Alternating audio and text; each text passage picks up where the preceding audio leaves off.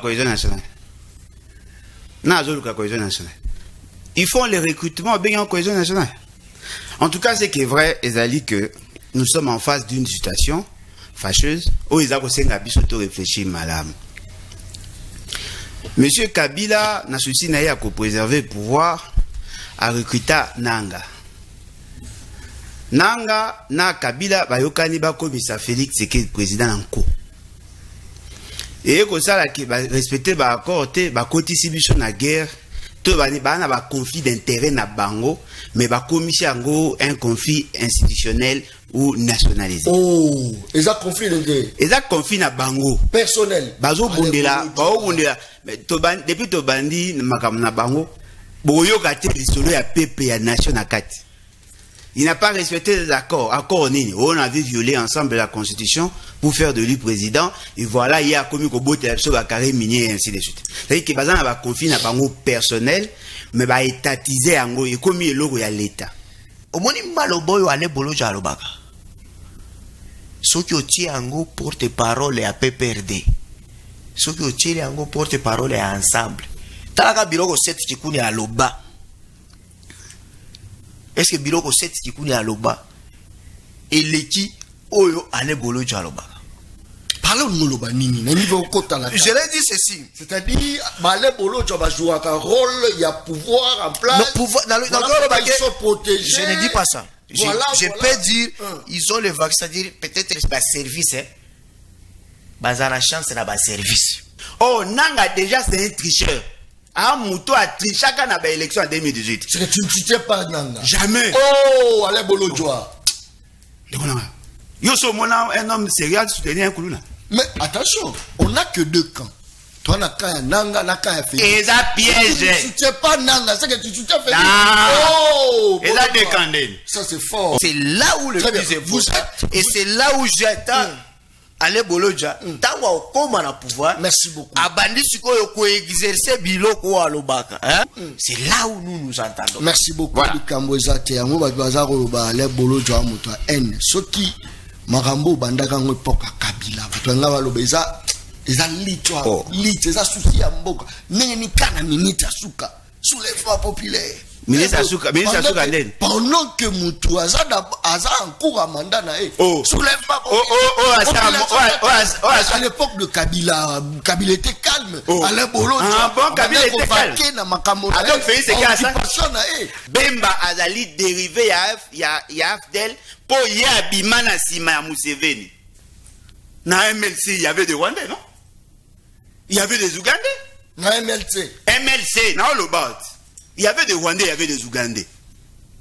Parce que Bemba comptait aussi sur appui à pays pour que soutenir tant que d'abord à Équateur, une partie à Équateur, une partie à Kisangani. C'est lui qui a parrainé Roger Lumba. Na Congo tozali na batoyo babando bunde la démocratie mais ça être démocrate. C'est-à-dire Papa Etienne Tise, yana babino nga parti wana kondimaka bango jamais. Alongwe na ligne wana akei na Rwanda kosolola na Kagame. Ba signé na Kagame accord wana de pesi ASD, Alliance pour la sauvegarde du dialogue. Lelo muto banga peuple azati. Lelo muto banga peuple azati. Mutna muto sa makamna na marque na ye. Bobo sa na raté. Laurent Désiré Kabila bengana ba Rwandais. Nyonso. Laurent. Le 17 janvier 2001, 0 Rwandais armé. 0. Rwandais azalaka isute. Baki maka. Nazara na balabala. Bato ba ebinga nazara na balabala. Abengana ba on ko to abengana ba on ko bango po musa basalaki. Ba mi futaka bango mo. Non, abengana ba on ko. Na sens que ba komaki na idée à imposer philosophie. Biso nga ba boma biso ba oyo. Bato baza na pigeon awa. Tant bakangaka mama Mondonga. Mama Mondonga awa en face na sima na ngam na bino. Tant bakangaka mama Mondonga. Ba jeno ba telemilaka ba soda wane ba boma ete na veni Yumbo. Côté ya ndaku ya nani comment na bossé comme l'ancien gouverneur ou nani. Il y avait un gouverneur ya banque centrale wana. Biso ba to côté là. Bah, je ne vais pas massas na makolo. Biso ne te côté là. Bolojo, tu confirmes que Muzenda bengana kabango. A bengana bango. Bango. Mais afuta bango te ango Félix azo subir lelo. Na. Félix ke azo mama afuta masumu ya papa na ye. Oh. Le koso ya batunde zongisa ba Rwandais na kati ya. Parce que le problème c'est Joseph Kabila. Le problème c'est Etienne Tshisekedi. Non, c'est Joseph. Oh, Joseph Kabila a na pouvoir. Bolinga démocratie ça bien. Bobo ya ba révolutionnaire putschiste parce que bango bayaka ko imposé par les armes. Biso peto signaka, biso pe. Bino bana. Biso opposition de l'époque, moi j'étais avec Olenga encore. Diomi Ndongala, au signate? Franck Diongo, au signate? Mende Omalanga, au signate? Confession religieuse. Confession religieuse, au signate? Société civile dans la... Toute la société civile, bah signa? Oh! Biso nyonso to signa. Biso mutako yuko wanga na te. Signa qui par ignorance, to signa qui boye baki. Problème est ali boy. Ça dit bino pe bozala makila ba congolais na maboko. Na lo ba. Joa. Na lo ba wa biso nyonso to signa classe politique. Na lo bangati. Signa peuple souffrir. Signa mama peuple kufa. Ndeko na ngai. Tikanga na lo ba. Omoni ba vérité photo ebisaka vérité po ba na biso ba sa ba analyse quoi ba bemba te. Parce que Bemba est en train de falsifier l'histoire. Tant na lo ba biso, c'est-à-dire je suis solidaire na ba konzi na ngai ya parti. Pour la musambo, la distraction. Yambonde, bombi, mouka, olio, bitumbango. Pour les faits, vrai pour les faits. Ah, Johnny Kabamba. Yingi, yingi, zabango. Yingi, zabango. Ce qui va signer au peuple, pour aimer la bango. Producteur de maïs dans la contrée de Kanyama Kasese, dans la province de Olomami, alors que c'est un porteur des attitudes managériales sous la tenue militaire.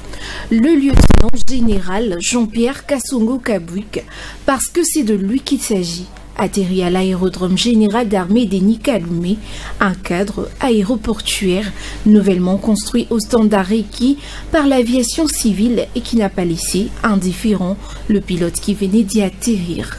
Donc c'est la première fois que nous venons ici à Kanyama Kasese et nous sommes agréablement surpris de voir que la piste est en très bon état.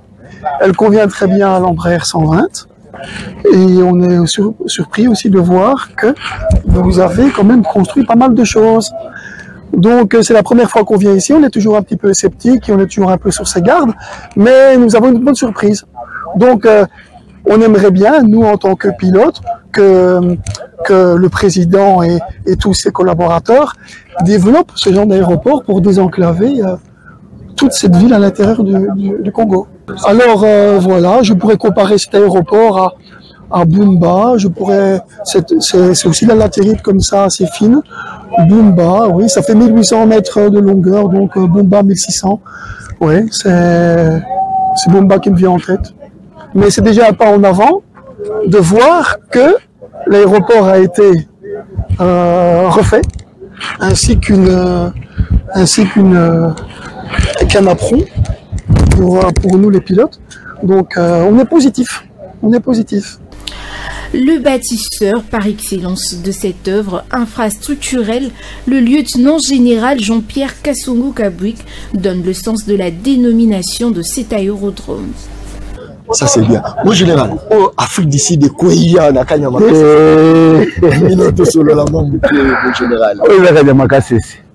Aérodrome général d'armée Denis Kalomé. Ça c'est fort. Premier commandant service national, quand on va créer un service national, premier commandant, général Denis Kalomé de Topessier Combo.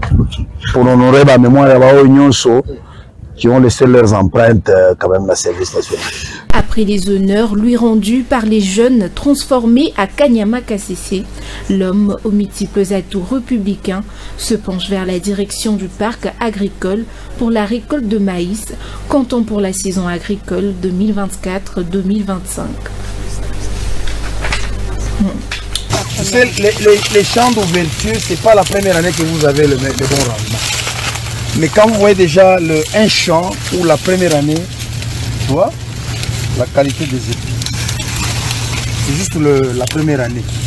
En sa qualité du premier bâtisseur du service national, la béquille agro-pastorale de la République, le lieutenant général Jean-Pierre Kasongo Kabwik conduit de ses propres mains l'engin moissonneur pour marquer de ses empreintes la période tant attendue par les consommateurs. Récolté pour cette saison, un motif de fierté pour le service national.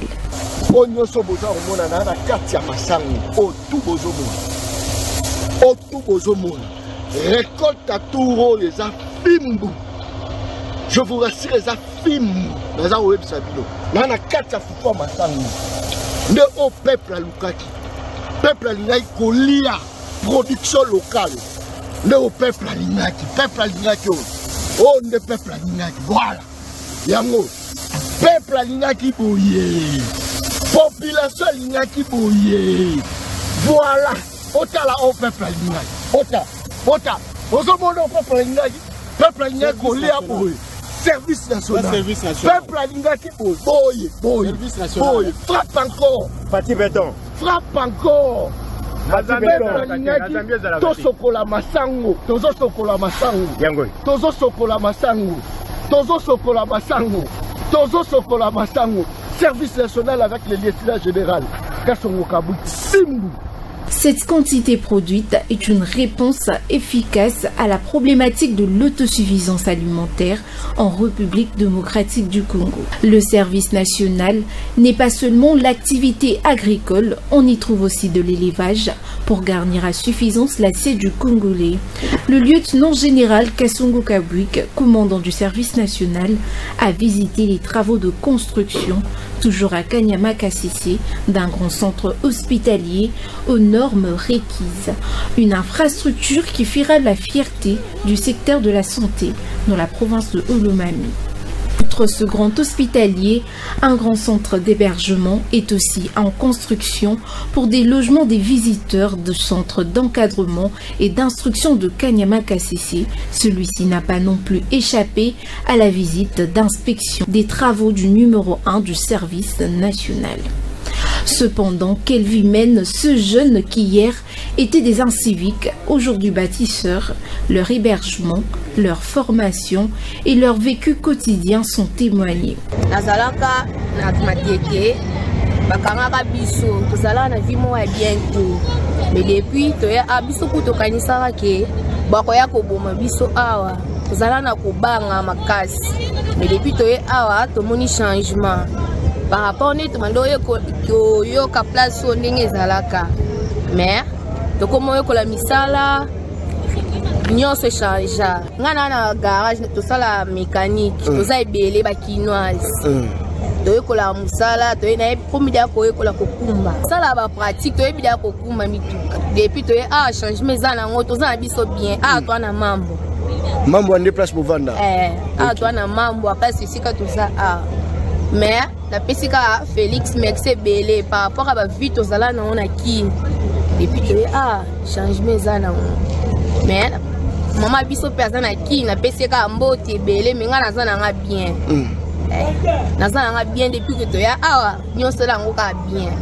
Le président de la République Félix-Antoine Tshisekedi n'a pas eu tort de porter son choix sur la personne du lieutenant général Jean-Pierre Kassongo Kabwik pour mener à bon port le service national qui de nos jours reflète la vision du chef de l'État. Kanyama Kasese, aujourd'hui, véritable grenier agricole de la RDC grâce au sens managérial du commandant du service national. Le service national qui de nos jours reflète la vision du chef de l'État. Kanyama Kasese, aujourd'hui, véritable grenier agricole de la RDC. La pesika Félix merci belé par rapport à ba vie tozala na on aki depuis que changement eza na mais maman biso personne aki na pesika mbote belé mais nga naza na bien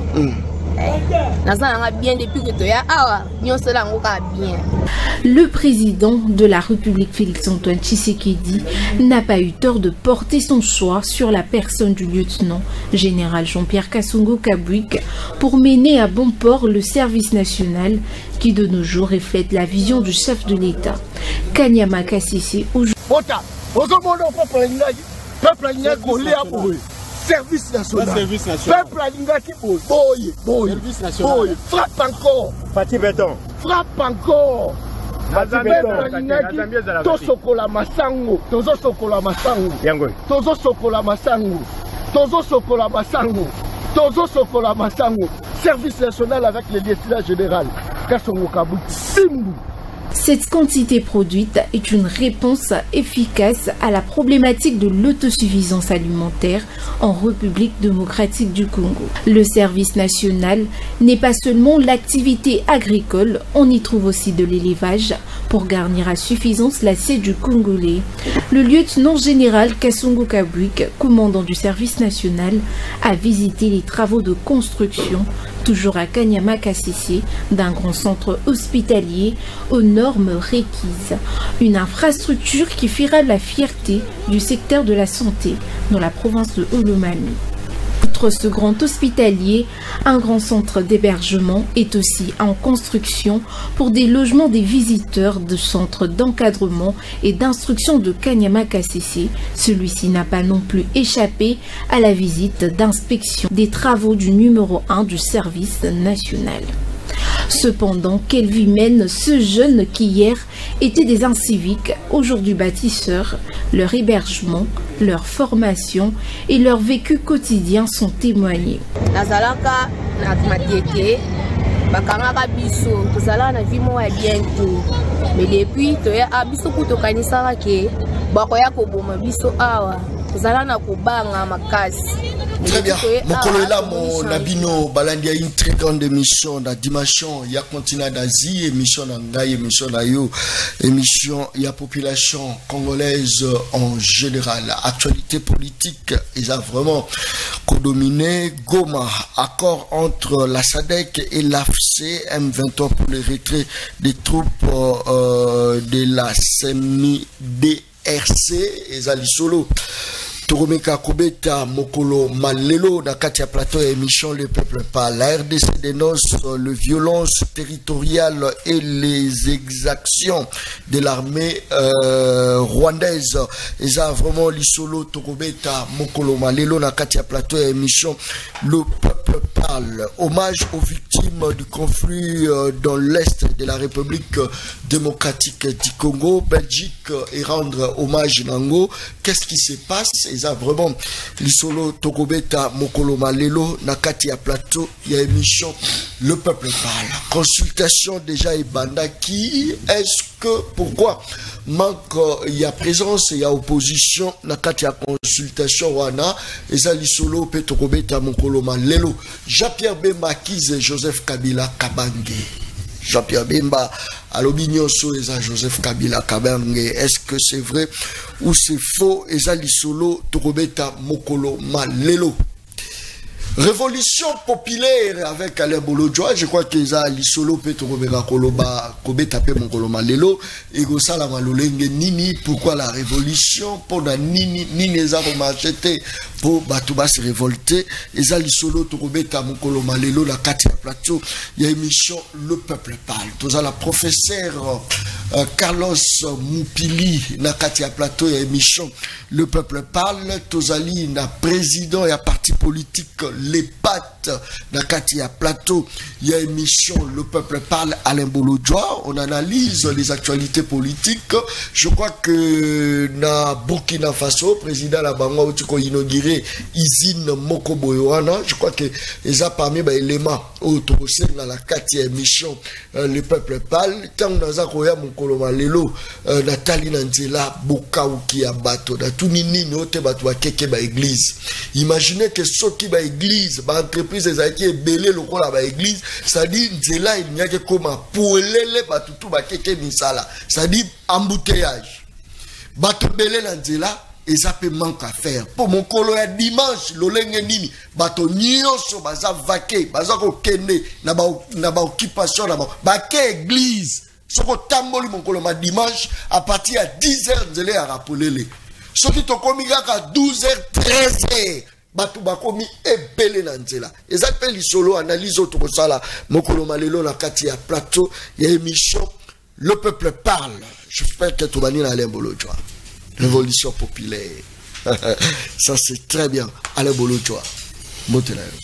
Mbote Ndekonangai, Mbote na co-débatteur, Mbote na Balandi. En tout cas, merci beaucoup pour l'opportunité. Bonne santé. Oui, ça va, bien que voix est un peu cassée. Je crois que bateau ba epi ba vie autozo mené ça ba vie à Marambe Belé. Heureusement ba tradi praticien baza. Merci na bango. Tozali tozo bunda. Très bien. Révolution populaire pourquoi?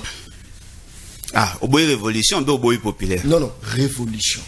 Casse. Oboy révolution, to oboy populaire. Faut y battre. Est-ce que le moment est bien posé pour le faire? Les bolodjoa pendant que la cohésion nationale, la consultation bandit. La cohésion nationale.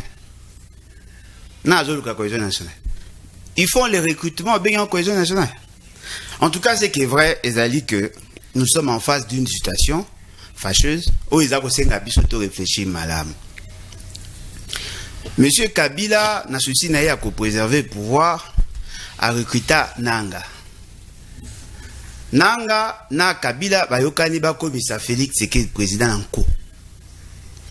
Et comme ça qui va respecter ba accord te ba kotisi biso na guerre to ba na ba conflit d'intérêt na bango mais ba komisi ango un conflit institutionnel ou nationalisé. Oh, eza conflit d'intérêt. Eza conflit na bango personnel. Bazo bundela, mais depuis to bandi makam na bango boyo kate lisolo ya pepe ya nation na kati. Il n'a pas respecté les accords. Accords nini. On avait violé ensemble la constitution pour faire de lui président. Et voilà, il y a commis au bout de la carré minier et ainsi de suite. C'est-à-dire que bazan a confié na bango personnel, mais ba étatiser ango et commis le logo ya l'état. Na ba aventure bazo sal. Nga nazo comprendre que tout ça c'est un jeu, c'est un complot. Bazako la kisabino que voilà, Bitumba le coup la opposition ils a maté l'opposition a donc bundate yango wana batuming ba comme une tendance à soutenir la révolution militaire bazo kanisa ke nanga ne akuya ko changer les choses bota la même comportement à ba opposant silence opposition le barali souté bazo zela soit église catholique na SSC ba résoudre problème ou sinon peut-être na CC bazo zela nanga. Moi, je trouve que démarche ou les autres malades. On va supposer. Pourtant, on est à supposer. Parce que nous comprendre que l'opposition a fandi Kimbia. On est là, solution ou ta quelque part. Mais opposition proche, il y a la mouka, bango balobi, dialogue. Dialogue, ce qui veut dire, bah, soutenir position à Basango. Bazo zela Basango va résoudre le problème. Yozo soutenir Basango de. Non, mais attendez. Ngana un politicien. Alain Bolodjoa. Ngana un politicien. Très bien. Ngana un politicien. Ngana mna côté sa dossier, il y a magambo ya politique pour trouver des solutions. Basango ba ta société civile. Siko ngasoki na fandi na kangi maboko na oze la bango basala basi sa magambo ngana kolia. Na sa elota. Nous devons jouer notre partition. Partition na biso zali ya kocha pression pour que les choses changent. Et nous constatons que Félix Tshisekedi a yokaate. Au moni, wande yolobi. A yokaate. Au moni tango a moni que aventure na bango na nanga. Tout ça, on sentit que même taille échangé, makamusu comme moi changer na aventure na bango. Mais moi je pense, biso il faut to mema éveil na population. Il faut to télémisa peuple. Parce que peuple n'est pas la clé pour résoudre la question. Je ne soutiendrai jamais, jamais un mouvement politico-militaire. Jamais. Vous savez pourquoi? Le mouvement politico-militaire combat les dictateurs. Oh! N'est-ce Félix. Mais sa dictature. Pourtant, par la terreur. Bawanoko kangabatu, kobeta batu bafimbu, bakoloba bokonjo to côté la kazamba ndenge be ba bisaka biso na 2005. Bakolinga ba imposer bino volonté na bango, bakokosa bino peut-être que va ça pendant 3 ans et après peut-être bakolinga ba même ma démocratie. Oh nanga déjà c'est un tricheur. Ah Mouto a triché na ba élection en 2018. C'est que tu ne soutiens pas nanga. Jamais. Oh, allez Bolodjoa. Yo so mona un homme sérieux soutenir un kuluna. Mais attention, on n'a que 2 camps. Toi, Naka, Nanga, Naka, Félix. Et ça piège. Tu ne soutiens pas Nanga, c'est que tu soutiens Félix. Oh! Et ça décandé. Ça, c'est fort. On est tous à dit combien de couleurs. C'est comme si vous voulez que le monde est en noir et blanc. Non. Bah mauve baza, bah rose baza, bah bleu baza, bah vert baza. Yo le biga non, si tu n'es pas blanc, tu es noir. Oh. Non. Pourquoi bien Bolinga tout ça soit Tima Félix, soit Tima Nanga. C'est ça le piège. Baza Bolinga ko la ki sabiso que soit tu es pour Félix, soit c'est-à-dire que toi non. Bolinga to pona entre Bolana Corona. Muta opona ba mazate. Ngana opona bonne santé. Moi je pense que si le peuple prend position entre Félix et Nanga, vous vous trompez. Parce que bango nyonso bauti na même matrice. Bango nyonso ba bimi na place ta moko. Oh. Baza ba faux jumeaux. Oh kuna bota me moi so abota mobali. Bango tout ba bimi na forfaiture électorale. Sur ce, le peuple seul dans le pouvoir. L'avantage na biso zaini. Que ça soit sur le plan droit international, que ça soit sur le plan droit interne. Nous sommes en droit. La population a le pouvoir, a détenir le pouvoir absolu dans l'État. Yenda décide en dernier ressort. L'avantage de la révolution populaire, Zali, ce qui peuple a télémi, peuple a benganara kaka dictateur, a benganara pe dictature. Population a benganara dictature. Tant que Bogoya, peuple a télémi, a imposé un nouvel ordre politique, où il peut permettre que na batu, ba bangaye. Lelo mutao banga peuple azati. Lelo mutao banga peuple azati. Mutna mutao sa makam na marque naye. Voilà pourquoi tu as conscientisé sur P article 64. Moi, avantage nous sommes de protecteurs de la Constitution. Nous devons appliquer l'article 64. Ne donnez pas l'impression comme si vous êtes classe politique à l'élo et l'équipe bateau la Constitution on a référendum. Merci. Nous devons appliquer cet article pour permettre à la population de recouvrer son droit souverain. Merci beaucoup. Voilà. Marambo bandaka ngo epoka Kabila batwanga balobeza eza litwa eza souci ya mboka nenge ni kana minute asuka soulèvement populaire ministre asuka ndeni pendant que mutu aza en cours à mandat na soulèvement à l'époque de Kabila était calme Alain Bolo Kabila était calme na makambo donc Félix c'est ça mais le Bolo tu as pression c'est comme si voilà donc Félix c'est ça et ne pouvait pas le bas ma sur l'article 64 grand frère le plus aîné n'a pas sur mbot. Voilà. Très bien. Très bien. Je crois que réalisateur d'Angaï, Nassalio déjà signe, merci beaucoup. Je crois que actualité politique, et ça pour dominer, tu remets actualité politique, mais tu as directement la moins chaleur dans ma proposition. Nini tu remets ça, la bolo de faux soulèvement populaire. Non, révolution. Révolution, excuse. Révolution populaire. Est-ce qu'il y a un monde même étape en il n'a pas expliqué. Non, toujours côté. Nazo tout le monde tout là.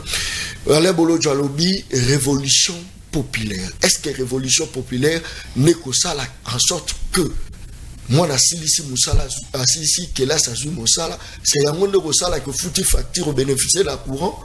Yaonde resato bénéficier la maille na kimia na kati ya mboka la biso après yango banani ba oya kokamba biso est-ce que vous avez ba politicien ka ba même batu mboso bachi camere est-ce que la Kabila ça c'est très bien tout ça la professeur Carlos Mopili na kati ya plateau et émission le peuple parle. J'espère que le 2 ici neto banana bango le peuple parle. Voilà pourquoi là on aura bango baza bango ni balé neto banda le peuple. Nabi le Congo est pour les vrais Congolais.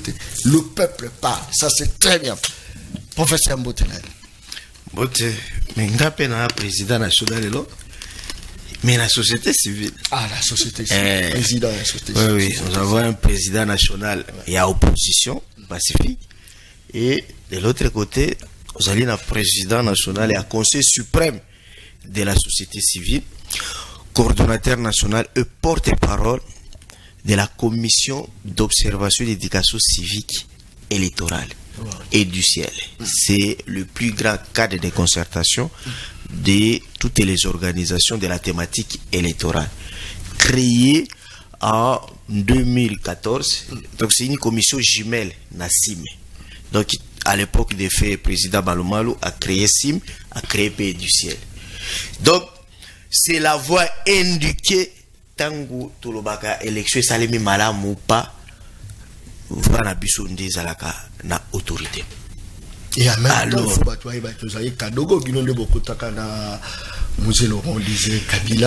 évidemment, je suis libérateur. Que le problème, c'est vous. Merci. Je salue le président Bolodja avec ses idées. Mais dans mon idée, ils allaient le coller comme bon. C'est-à-dire la synthèse, hein? C'est-à-dire il y a une thèse, il y a l'antithèse et qu'il y a une position synthèse, ce qui est légitime. Et moi j'ai toujours respecté Bato et Babanda d'abord qu'au université, après ben ça la politique, le président Ale Bolodja, hein?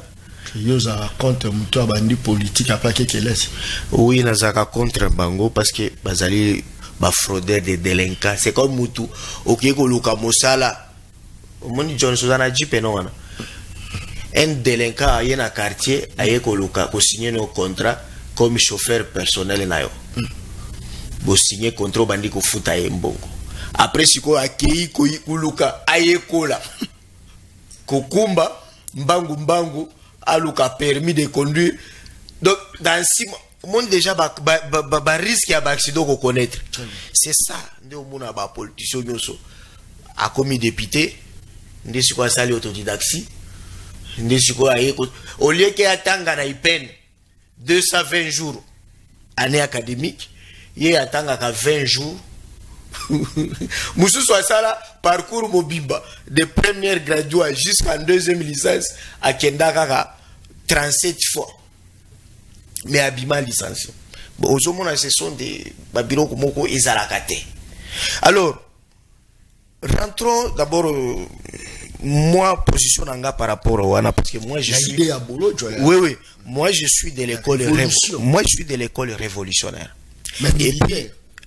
Mais c'est ça, quand on parle de la révolution, écoute, lorsqu'on s'inscrit dans la théorie des révolutions, Okubanda n'a pas penseur basala yango. Et le penseur le plus connu, c'est Karl Marx. Parce que nous sommes basala sciences sociales, ils ont appris Karl Marx. Lorsqu'il dit, nous devons combattre les classes. Nous devons combattre contre les inégalités des classes sociales. Il faut que les prolétaires soient organisés parce que c'est majoritaire et la classe bourgeoise est minorité. C'est que la réalité dans la RDC, il n'y a que 5000 familles de bazo nyonga biso où il y a plus de 90 millions d'habitants. Combien de familles? Moins de 5000 familles. De botoli bomengo nyoso ya Congo en violation de l'article 58 de la Constitution qui consacre que tout Congolais a droit de jouir des richesses nationales et l'État congolais a l'obligation de les redistribuer équitablement. Mais 5000 familles minorités au bas à l'Assemblée nationale, au bas à la Sénat, au bas à la mandataire public, au bas à la gouvernorat, au bas à la présidence, kakabatouana baleki 5000 té. Nde bazo yiba bazo coloniser à koyiba bomengo na biso nyonso et puis parmi biso bazoba bazali wana pona kokotela kabango. Alors Karl Marx dit ceci: les conflits ne doivent pas opposer les États, c'est la théorie réaliste.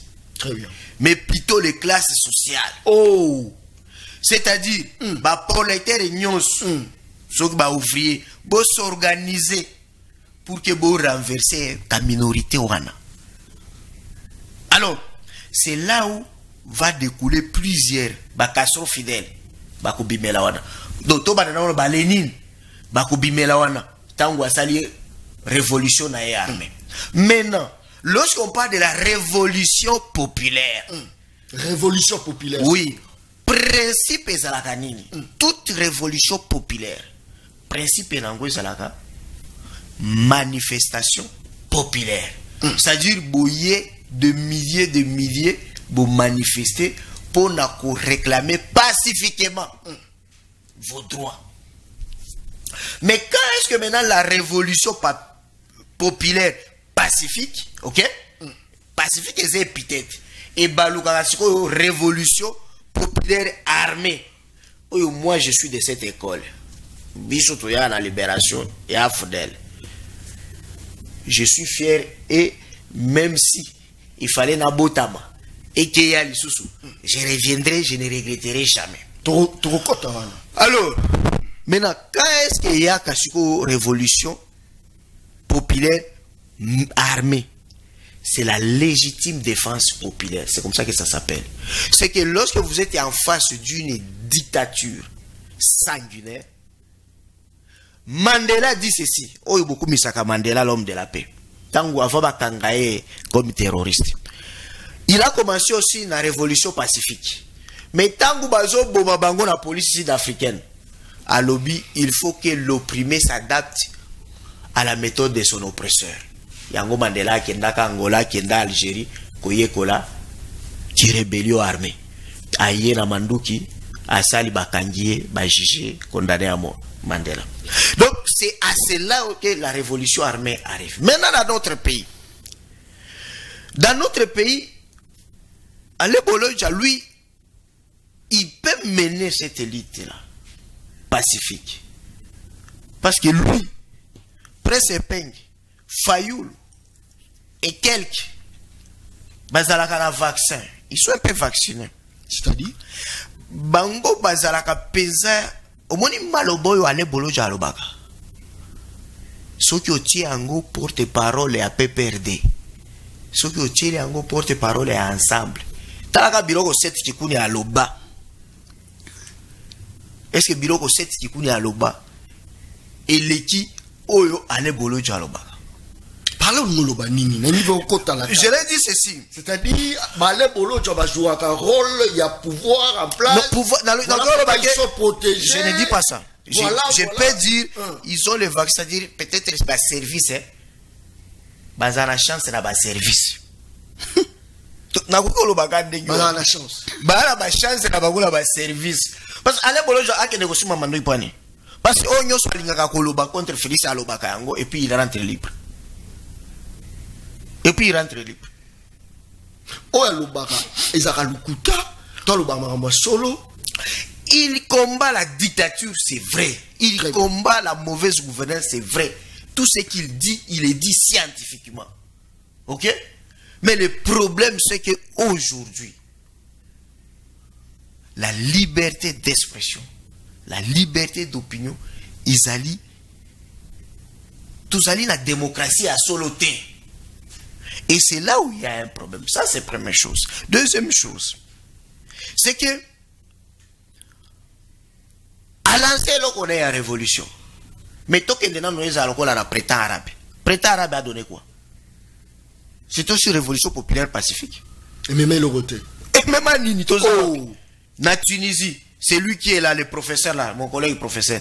Un dictateur à Bomana Parlement, à Oti Kolongolana Premier ministre. Il dirige seul. Bazal non la dictature. Na Algérie, Bazonga. Na Égypte, Bazonga. Tokeina, Révolution française, en 1789. Révolution. Après la prise, il y a plusieurs Bastille. Et même groupe, c'est là où on parle d'un pouvoir terroriste. Le pouvoir terroriste, c'est clan ya Robespierre. Oyo, Bakata Louis XVI, au moins il fait à monarchie. Bakata Louis XVI, Kingo, roi. Alors que Baboto là, a déjà pouvoir réunion. Mais Bakata est Kingo. Et c'est là où ils ont commencé leur histoire là, bâtie dans l'article 5, qui est la loi, c'est l'expression de la volonté du peuple. C'est-à-dire, Bissou, tous allez Assemblée nationale, toujours représenter le peuple. C'est là où on parle du pouvoir législatif et où tu as la révolution française. Parce qu'il y a seulement Assemblée nationale, les Arabes pouvoir. Ce n'est pas Bao Yabiso Toto Tiak la constitution qui est au parlement pouvoir. Non, ça c'est un service législatif.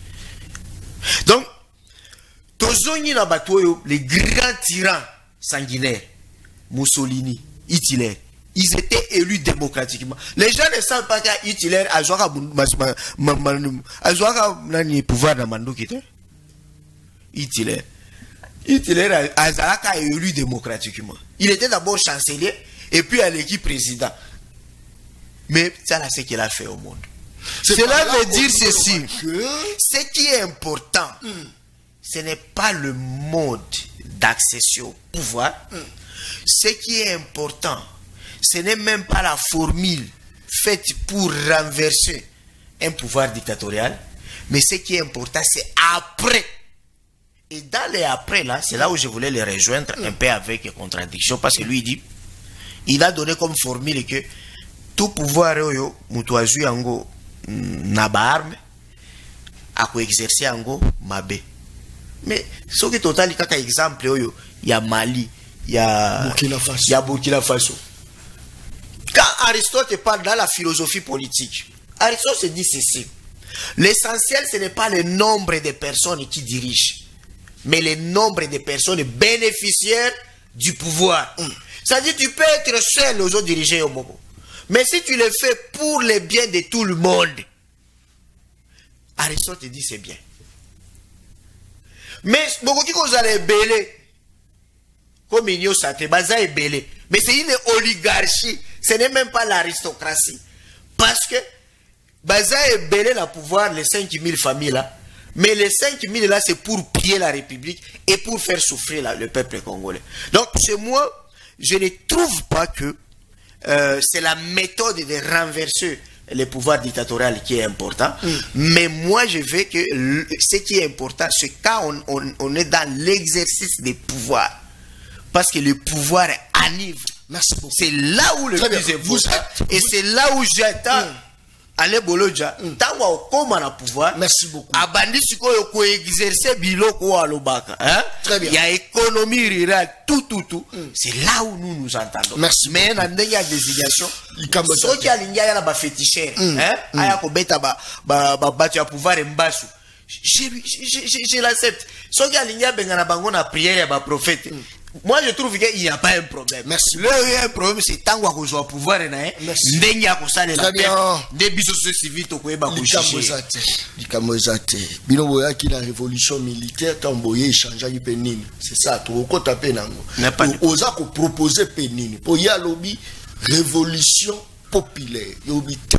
Révolution populaire, nous sommes tous salama et populaire n'a pas étape aussi. Non, il va expliquer. Et même nini bablo autant il a combat bamboka. Ça c'est très bien.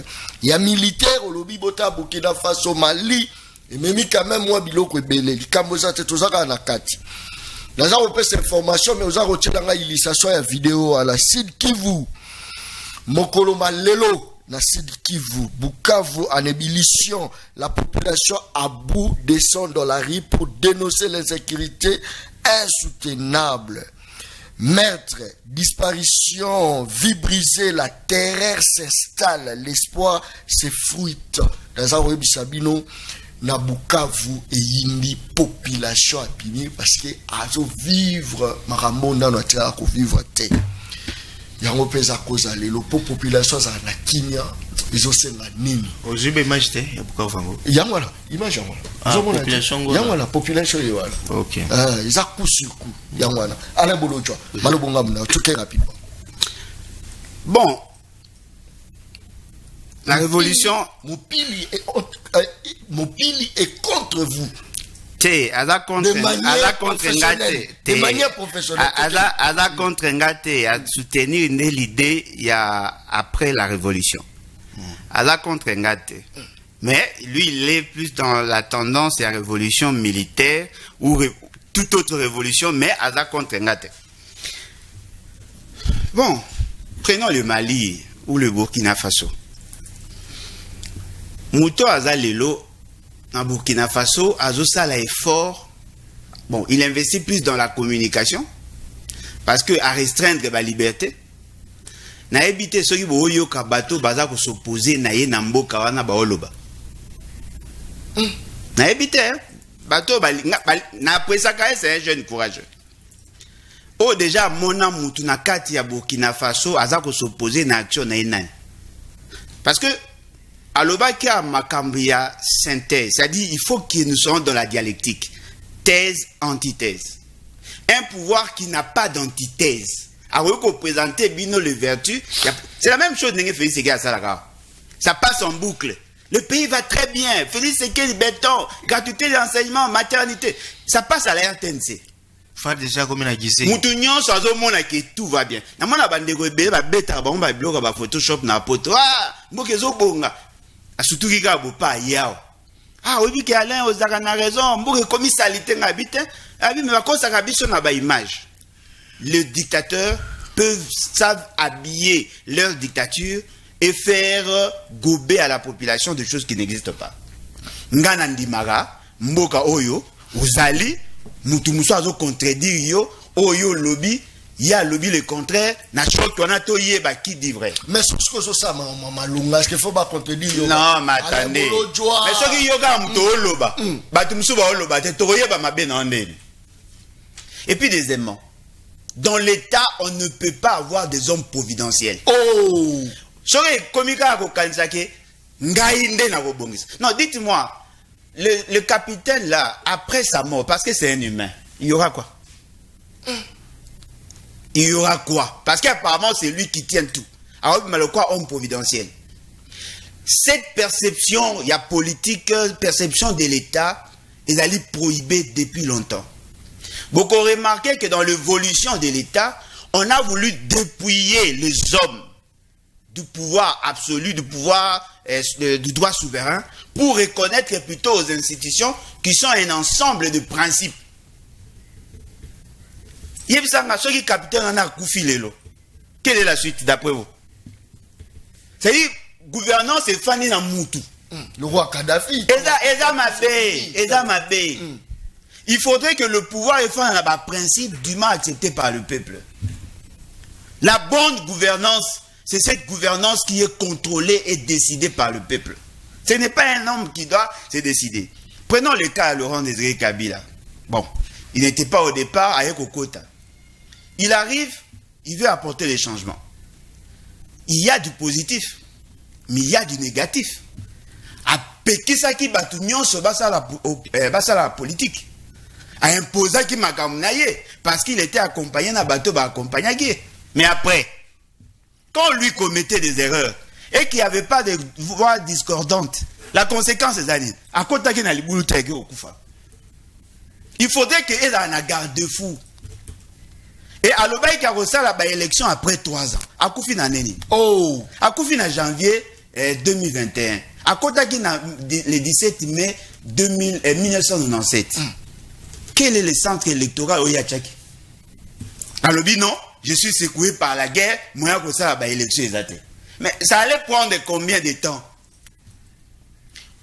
Kadhafi, ah les gens mangeaient, bandai kolia, étudiants bazaki na ba bourse, bazaki na ba avantage belé. Mais il avait semblé oublier une dimension ya Moutou, la dimension à liberté, le désir à liberté et l'équipe bien-être et l'équipe mbongo na valeur.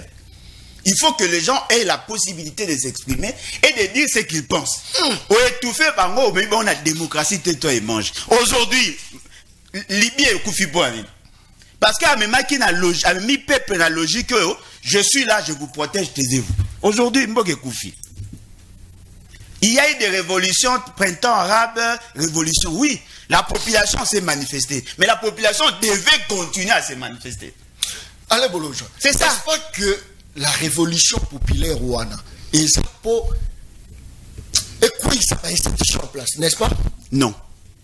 Et ça pour imposer un nouvel ordre politique et de gouvernance. Mais institution oh mais vous institution ou les animateurs des institutions. S'il vous plaît, dans le bibo toujours le institution et ça animé dans non, attention. Non.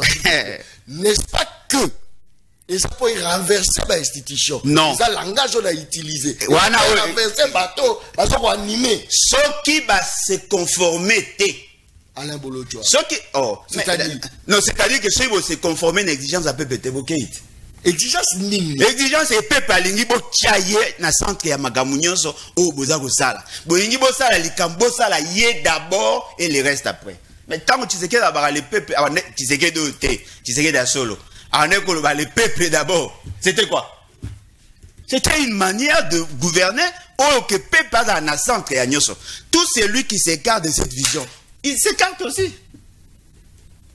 Est-ce que vous voyez qu'on peut avoir une révolution avec Tshisekedi à la tête du pays? C'est possible. Yekarawana. Nazo souhaité yazala te. Nazo lobandeke. Na lobi est-ce que yebi que et kokipe kozala qui y a une révolution avec Félix Tshisekedi à la tête du pays. Ce qui a se conformer na mibeko. Yeza pas si pour à côté de na nenga mabe.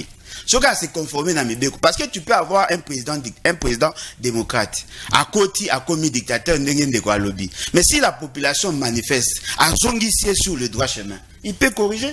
Maintenant, qu'est-ce qui fait que la population congolaise ne manifeste pas? Attention souffrir, attention mon passé. Et Zali d'abord une dimension anthropologique parce que dans l'ADN il y a Congolais et puis par rapport à constitution, il y a constitution, il y a structure mentale naïe. Le peuple pense que la nature peut jouer en sa faveur.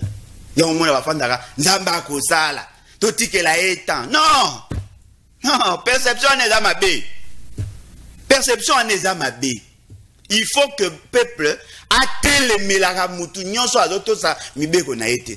Mais quand on a imaginé, tout ça, lina yona ba journaliste belé ba émission. Bon qui peut ça dans ba militaire, bon na loba, ba menasanga na yopé. Yoko toza ku na cicatrice ba chambé bayonnette. Alors dites-moi, tant que toloba na contre mutu. Toloba pour l'intérêt à peuple.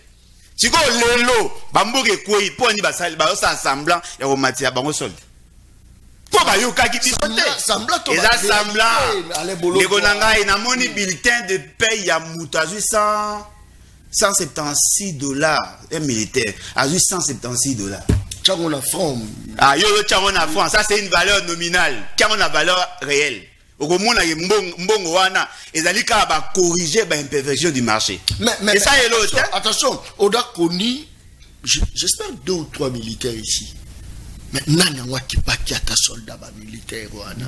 Oh, et comment à un niveau wana. Mais un civil là, il est quand même. Bolo joa. Wana là, dekona ngobo telanga maloba. Et comme ici rapidement. Yoka na dit Sabino eloko bat baye bate. Laurent Désiré Kabila multiplié par 4 la solde des militaires. Par 4. Mais les cas $100, t'es yo. Et les cas $100. Eh, yoka na zo ebisa ma kwa na Kinshasa. Ba soda armé juste parce que ba comment ko futa ma $100. Eh, yoka na zo ebisa, $100 à l'époque. Chambre salon était $10. S'il vous plaît. Yoka na ebisa yote. Au moins eloko eza vrai ezali. Très bien. Le raisonnement économique en matière de salaire, ils ont monté dans le raisonnement des juristes. Ça, ils ont évidence. Boye bayango, $1 d'aujourd'hui, ils ont équivalent à pratiquement à 0,26 $ à l'époque à Laurent Désiré Kabila. Dans ça, la démonstration, quand Laurent Désiré Kabila est entré, moi je m'occupais de la provision en Ndako. Je faisais la provision en Ndako Mobimba, dans $100. Mais situation est ya on dit si quoi loyer na bandale chambre salon studio et pas nanga na offre la studio na $10. Studio il y a 4 mètres sur 4 $10. Na ndeko somba sac ya loso na $28, il y a 50 kilos. Na ndeko somba carton ya soso na 28 à 30 $. Wilkie 12 et poids 12. Na osomba Thomson il y a 25 carton mobimba na $30. So le changer pour un gouvernance ni nezawa $100 à l'époque c'est comme $1000 omoni siko il faut to yeba yango muto ba pesi $175 alors c'est parce que la valeur la valeur nominale est mati mais la valeur réelle est athée. Ils ont pratiquement actualisation, il y a solde. Parce que va connaître l'État après. Mais le pouvoir libératoire, il y a mbongwana. Ce qu'on a vu en haut, et qu'on fout, il y a pas si mbonga ti. pour bana ba melakati na tongo. Mais ils ont quand même avancé à l'ébolo, tu vois. Ils ont quand même avancé. Oui, pour les avancé. On sait quand même dans Bango, oh, à l'époque, ça qui négligé. Non, mais Mouta a négligé Bango, Mouta a négligé Joseph Kabila. Prenons d'abord exemple, il y a époque à Joseph Kabila. Oh, mais exemple à Joseph Kabila, parce que Kabila a eu exemple à gouvernance à l'éloté. Très bien. Pour Bango va combattre pour corriger, ma boya salaki. Ça c'est fort. Oh, on a la ligne na Sabino, Félix, tout comparé na Magambo Félix, c'est que la Lubaka. Nga soki na zubo konzi, soda suka kozwa $400. Na kosala nyonso baso ba mapangu na bango. Comparons par rapport à ce que lui-même a dit. Vous pensez que non, faisons des calculs grossiers simples. On nous dit tous on a près de 100 000 militaires. D'après Félix Tshisekedi, à peu près, parce qu'il n'a pas de précision. 100 000 militaires multipliés par $150. Ou prenons $200. Ça fait combien? 200 multiplié par 100 000. Ça fait $20 millions. Et vous avez dit ça fait $20 millions. Or 200 millions une année de Moutouaïba. La présidence à elle seule, pour son fonctionnement, il dépasse dans les $400 millions. La présidence consomme à elle seule près de $2 millions par jour. Bon comité, nga convaincre nga zate. So d'abord ebisinga, en tout cas merci tout le monde nga abi papa vous a apprécié. Pesa madame on ça elo calcul obela. Et puis elo yo kamusanga, solde ya ba militaire, bo saleli yango publicité, papa bokilo, babakiseli mobala mwana mbongo, famille nyonso baye. Metango bakisaka ba député boyisa ba. Mais attention pour binom tu musala campagne à mabeke, bazo futa mabieke, bazo kaboye. Ba député, ba kitisa Félix Tshisekedi, ba kitisa ba ministre ba pesa bango. Est-ce que tu penses qu'il y a un monde qu'on résoudre le problème? Non, et qu'on résoudre en partie le problème parce que nos militaires sont sous-motivés. Nangina songelo au monde quoi le ba. Il faut ça après. Na pesa nani ndeko. Babi Makambo Alain Bolodjo à Lobaka. Ce qui va pesi secrétaire général à PPRD. Tout va pesi comparer Malobo nga Lobaka na cette Kikuni. Mais les nga kanganga babi na profitera na largesse il y a ba service. Gloire à Dieu. Au moins Moutaza reconnaître que na profitera na largesse il y a ba service. Mais qui si qu'on a lingana yeba? Quels sont les faits? Quels sont les mots? Oh, on a utilisé intéressé parce qu'apparemment les gens veulent faire la promotion de Félix Tshisekedi. Non, Félix Tshisekedi c'est un démocrate. Bato ba critique ba kangagate. Akangaka kaka seti kikuni nane me ba msu ba tikali ba loba. Souka na formé là ça il a Félix Tshisekedi publicité. Est-ce qu'il a violé la mibeko? Na sali déclaration par rapport à yanini ya makambo ya comment ba benga forage na lampadaire. Bino tout ba convoquer bino te, mais nga ba convoquer nga. Ba convoquer ba okanganga ba okanganga bino tout Israël muta bandaki alingeti alobaki bino nyonso bolobi mais nga ba interpeller nga apo boloba bakangi kaka Alain Bolodjo poni bakangi nani afundi yo Nicolas Kazai na dossier na justice moto a géré mabe dossier oloti na nga lo ko bakanganga pour la tête Bolodjo allez Bolodjo bino nyonso bofani kimia menga na okende kosamba naki ozwaka ba avocat ya mbangu je dépense l'argent en transport okendaka na parquet régulièrement ko répondre à ba invitation balobi ba okanganga mutna mtana jour na ye Félix Tshisekedi okanga ba tout le même jour mais ce que toyeba batu musupe nazolo ba o bakanga te Félix Tshisekedi mutazo kanga yo to peut-être ba allégation na yo ndezo kangisa mais ba allégation na nga nini nga na commenter likambo muta lobaki nana lobaki Israël mutombo alingeti Constant Mutamba c'est référence ezali nalobi pe na kati émission wana Constant Mutamba lobi boye voici ma position tu vois ba bité ye za tout na ye ba osambisa ye mukona ye bakango nana botika ko encourager biloko wana siko bato ya service o balinganga ba protégeanga merci bon continuer pour souci dans les ça et la peuple so to ko molinga biso to banga ko lo babakanga biso to ko ça elote et puis boye bango nga so ibo kanginga na ba raison o eza valable je ne veux pas me plaindre. Merci beaucoup. Voilà pourquoi je respecte la loi. Très bien.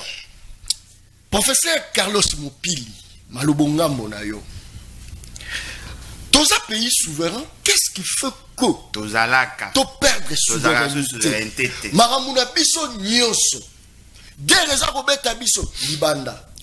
Crise économique libanda.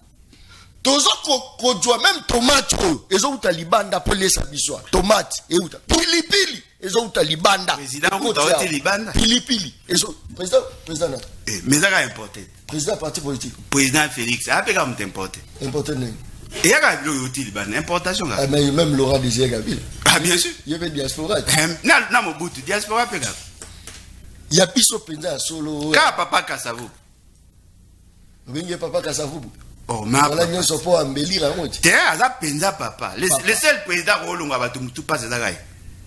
Si le président ni la garçon, tout ça, il y a. Bah, tout va papa. T'es, n'a pas papa. Papa par respect. C'est quelqu'un qui mérite le respect. Merci beaucoup. Carlos Mopili, Mimi et ça que souveraineté, il y a population à sauter. Le dirigeant congolais ne respecte pas les peuples, mais il respecte les occidentaux que la population congolaise. Élection Salami. Naba opposant à l'époque, opposant que la mindela qui tambola pour là, Moutazuna azuna élection, il est pas que pas ma mindele. Malobonga mno, toke to fongola moi branche. Toke rapidement. Merci beaucoup. Vous savez, politique. Ceux qui ont interrogé Bakouti Menabiso Nyoso, c'était une affaire des initiés. Dans ma tribu, ceux qui n'ont aucune initiation, tu n'es pas notable. Oh! L'initiation, c'est ce que les Blancs ont appelé école traditionnelle. Na Occident, ne babengi ba université. Donc, le gola biso to imita ba mindele. Ce que l'union ça la politique, bandana no kotanga. Parce qu'il y a beaucoup de notions Oyo batu batanga na Congo. Oyo ba professeur na biso bazaki na génération mingi à l'époque. Mwana muke azaki na kilote torseni bazui ba koti na internat petit séminaire al batinde na Louvain à Sorbonne. Il réfléchit ndenge donc c'est un logiciel programmé. Maintenant nous sommes une génération ya ba professeur chercheur. Il y a type, il y a Tchekata Diop. Nous sommes en train de remettre en cause. Balukute belé batangisa batwa en Congo. Même en Afrique. Donc nous sommes des professeurs pour la décolonisation intellectuelle. Ça c'est fort. C'est-à-dire, quand on parle de démocratie, droit de l'homme, élection, pour un intellectuel africain, Monique, c'est Bimaï, Bilokumokoyo, paradis. Je peux vous donner seulement un simple exemple. Ce qu'on a dit bilan à Joseph Kabila. Bilan à Kabila. Joseph Kabila. Oh yo, azo financé, alors lentement. Okay. Joseph Kabila de 2001 jusqu'en 2006, avant qu'il soit élu. Hein? Joseph Kabila avant qu'il soit élu, Joseph Kabila avant. Non, Joseph Kabila avant d'être élu et Joseph Kabila après être élu. Donc après devenir un président élu démocratiquement.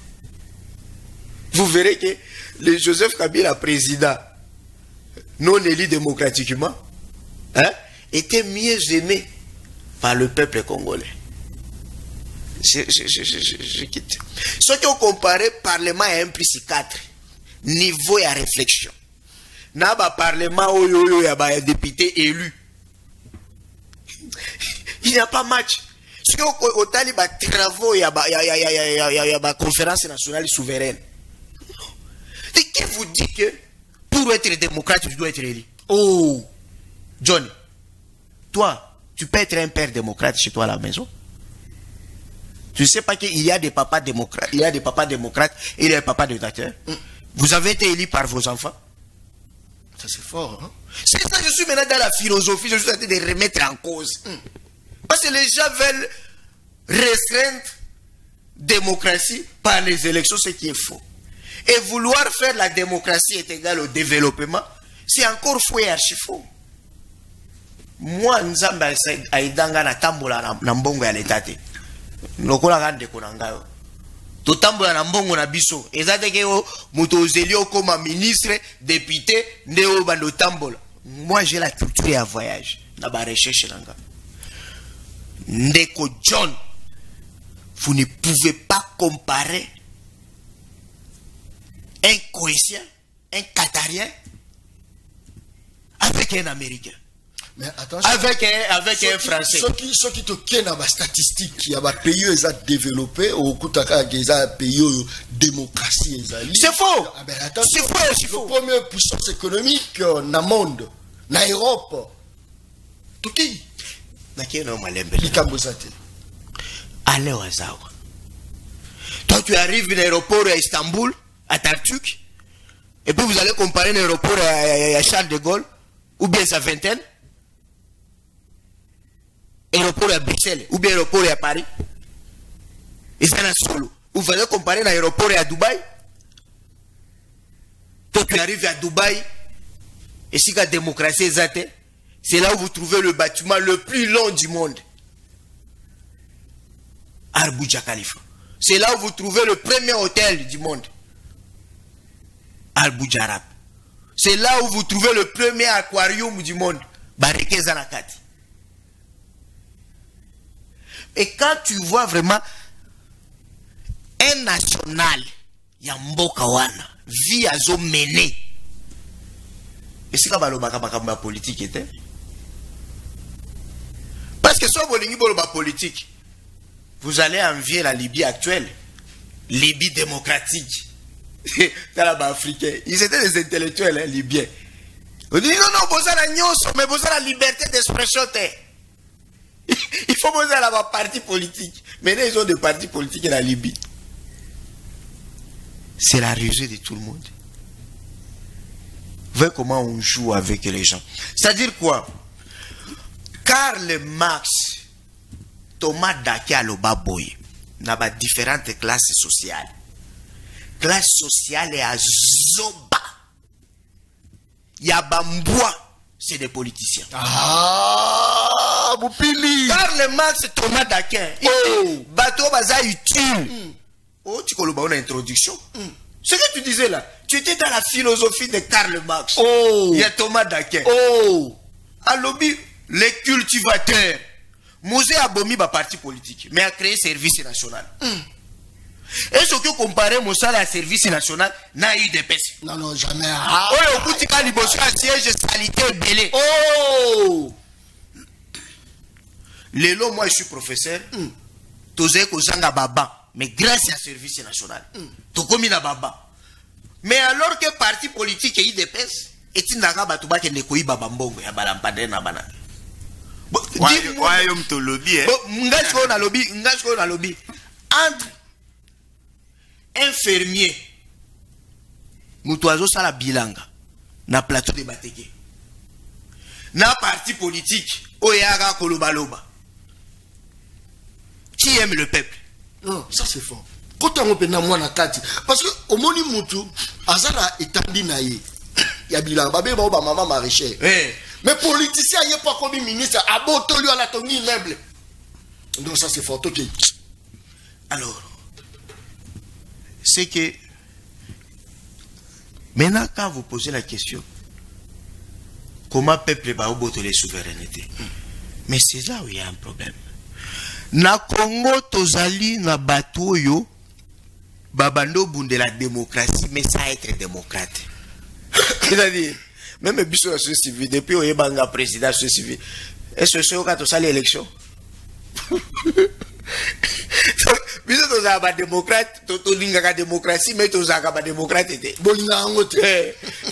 Ozoba mutu lokola Jean-Pierre Bemba depuis bakangai na statut politique, na statut à parti politique MLC. En cas d'empêchement, OK?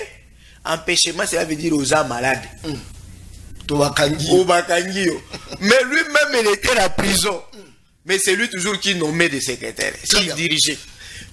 papa na pete zaki même na hôpital na Belgique mais azo nommé ba Bruno Mavungu azo nommé ça dit tolingaka démocratie. Un démocrate c'est celui qui croit que le pouvoir vient du peuple. Tolo ba même démocratie représentative hein. Oyo ba Abraham Lincoln oyo batanye ça. Moi je suis de la démocratie populaire. Un démocrate selon Occident, c'est-à-dire celui qui croit que le pouvoir vient du peuple. Or yo pouvoir est aussi du peuple. Bah voter. Mais ok qu'on remercier nani. Olobi non ok qu'on remercier Ndanga. Ok qu'on remercier pasteur. Ok c'est la théocratie. Si le pouvoir vient de Dieu, ce n'est plus la démocratie, ça devient la théocratie. Si ça vient du peuple, c'est la démocratie. Donc même dans la conception, si un dirigeant a croire que le pouvoir aux Nzambe muto apesi à partir de la prière, il y a pasteur là.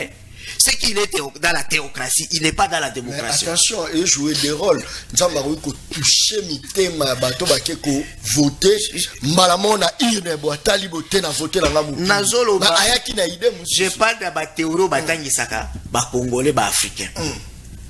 Maintenant c'est celui qui croit que pouvoir est outil na peuple. Parce que oh amoni que pouvoir est outil na peuple. À cause de la peuple, parce que la démocratie veut dire tout.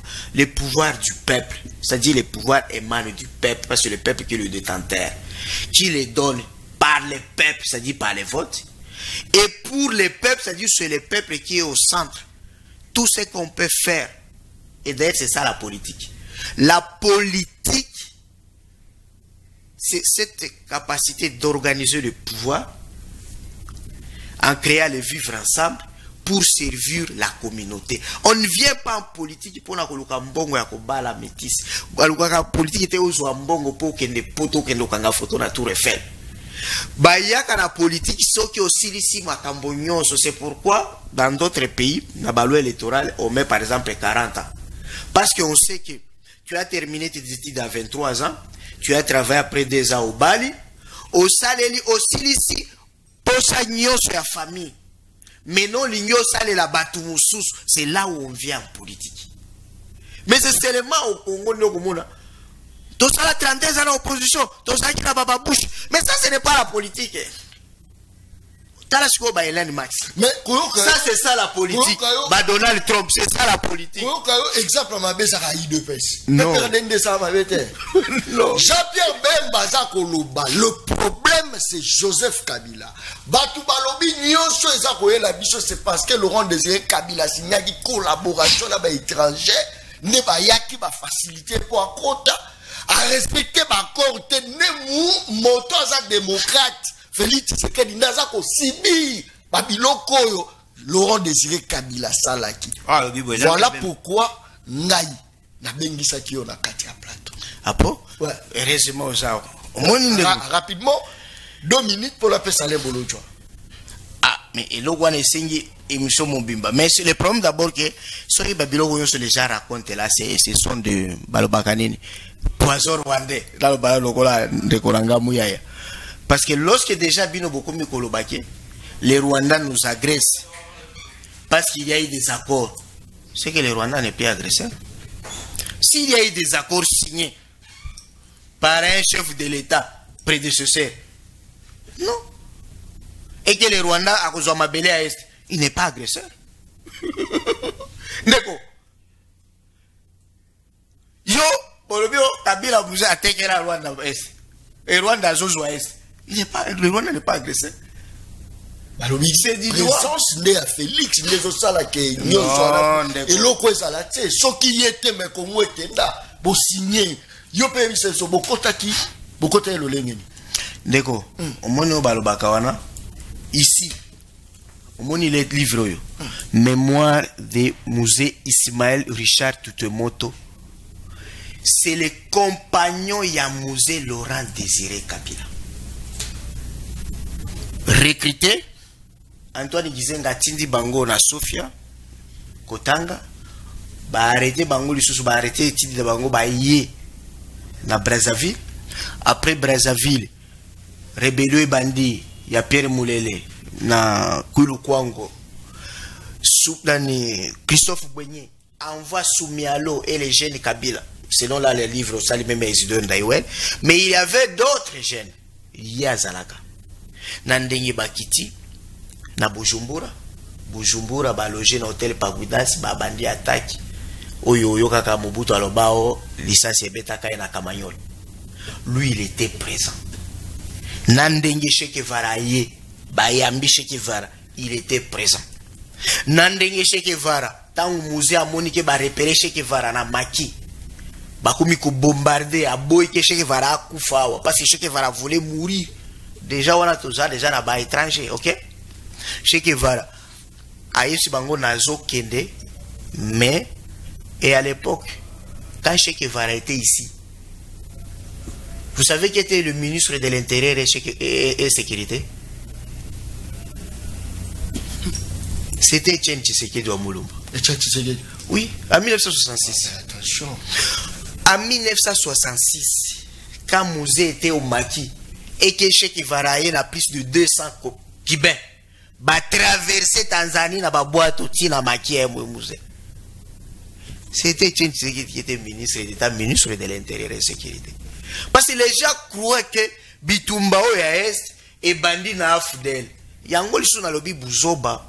Ce qui est la science politique et administrative, il y a tout un cours histoire politique du Congo. Merci. Insécurité à est et où tu la bilo comme Misatu. Rapidement. Comme ma démocratie, parce que Zouaka indépendance la démocratie électorale. Tango Bolo, Basali Pouchi contre Lumumba. 2. Chasse aux sorcières. Koboma ba disciple à Lumumba. Yango, il fallait basser la légitime défense populaire armée. Parce que l'opprimé s'adapte toujours à la méthode de son oppresseur. Ce qui au finga kamwa sinayo, un jour à répondra à yo, yako finga. Ce qui au bêta kae, un jour à bêta à kozongi c'est la kaope.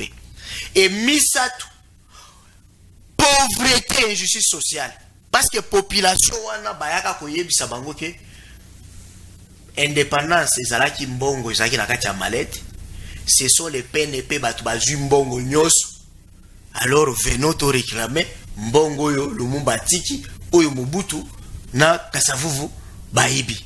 Et c'était comme ça qu'il faisait pour recruter les gens. Voilà les trois raisons. Merci beaucoup. Donc c'est Biloko Bandi depuis 64. Merci. Ça n'a rien très avec la FDL. Biloko Bandi ou 64, mais aujourd'hui, bah, on attribué à Félix Antoine Tshisekedi. Jean-Pierre Bemba dit le problème, c'est Joseph Kabila. Parce qu'il y a dit Joseph Kabila, très bien. Il a dit le problème, c'est Joseph Kabila. Bato muso ba koloba keza musée na kotise la biso ba Rwandais, ba Burundais, bato nyoso la ba exactement. Malobonga muna. Bon, on Jean-Pierre Bemba là, pendant sérieux mingité. Mais je voudrais quand même rappeler qu'on revenir mouké. À la rapenda sérieux mingité. Ah, on appelle ça sujet à plainte. Mais bon, les mangas. La démocratie. La démocratie n'a jamais été incompatible avec le développement. La démocratie est la perfection du développement en fait.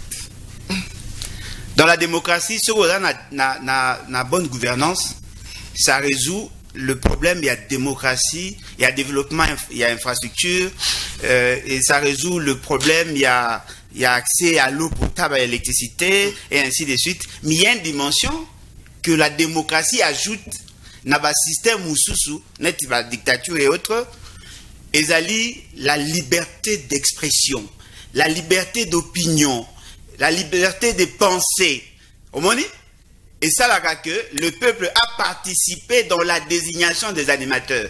Mais dans une monarchie, il peut y avoir la démocratie. Mais la Belgique, c'est un État démocratique. Mais bah, ça là, c'est quoi? La fonction, il y a monarque, et ça, qu'on revenir dans la famille. Parce que là, le système, il y a légitimation, et ça lié à son. Mais le reste, il y a la démocratie.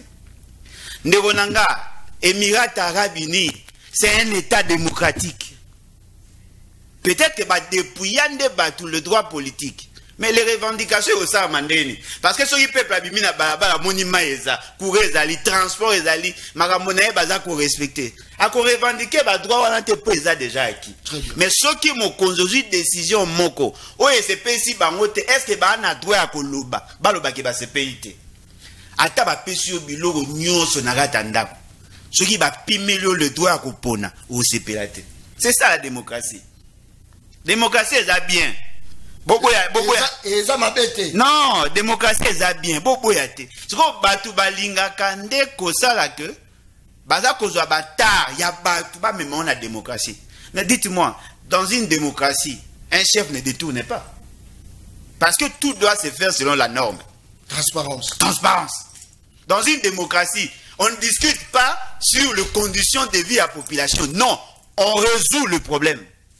Oh non, baby, dans une démocratie, ça ne se fait pas.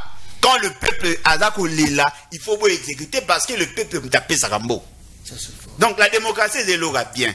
Mais la démocratie, c'est pour pas un pouvoir autoritaire, il y a un des bien.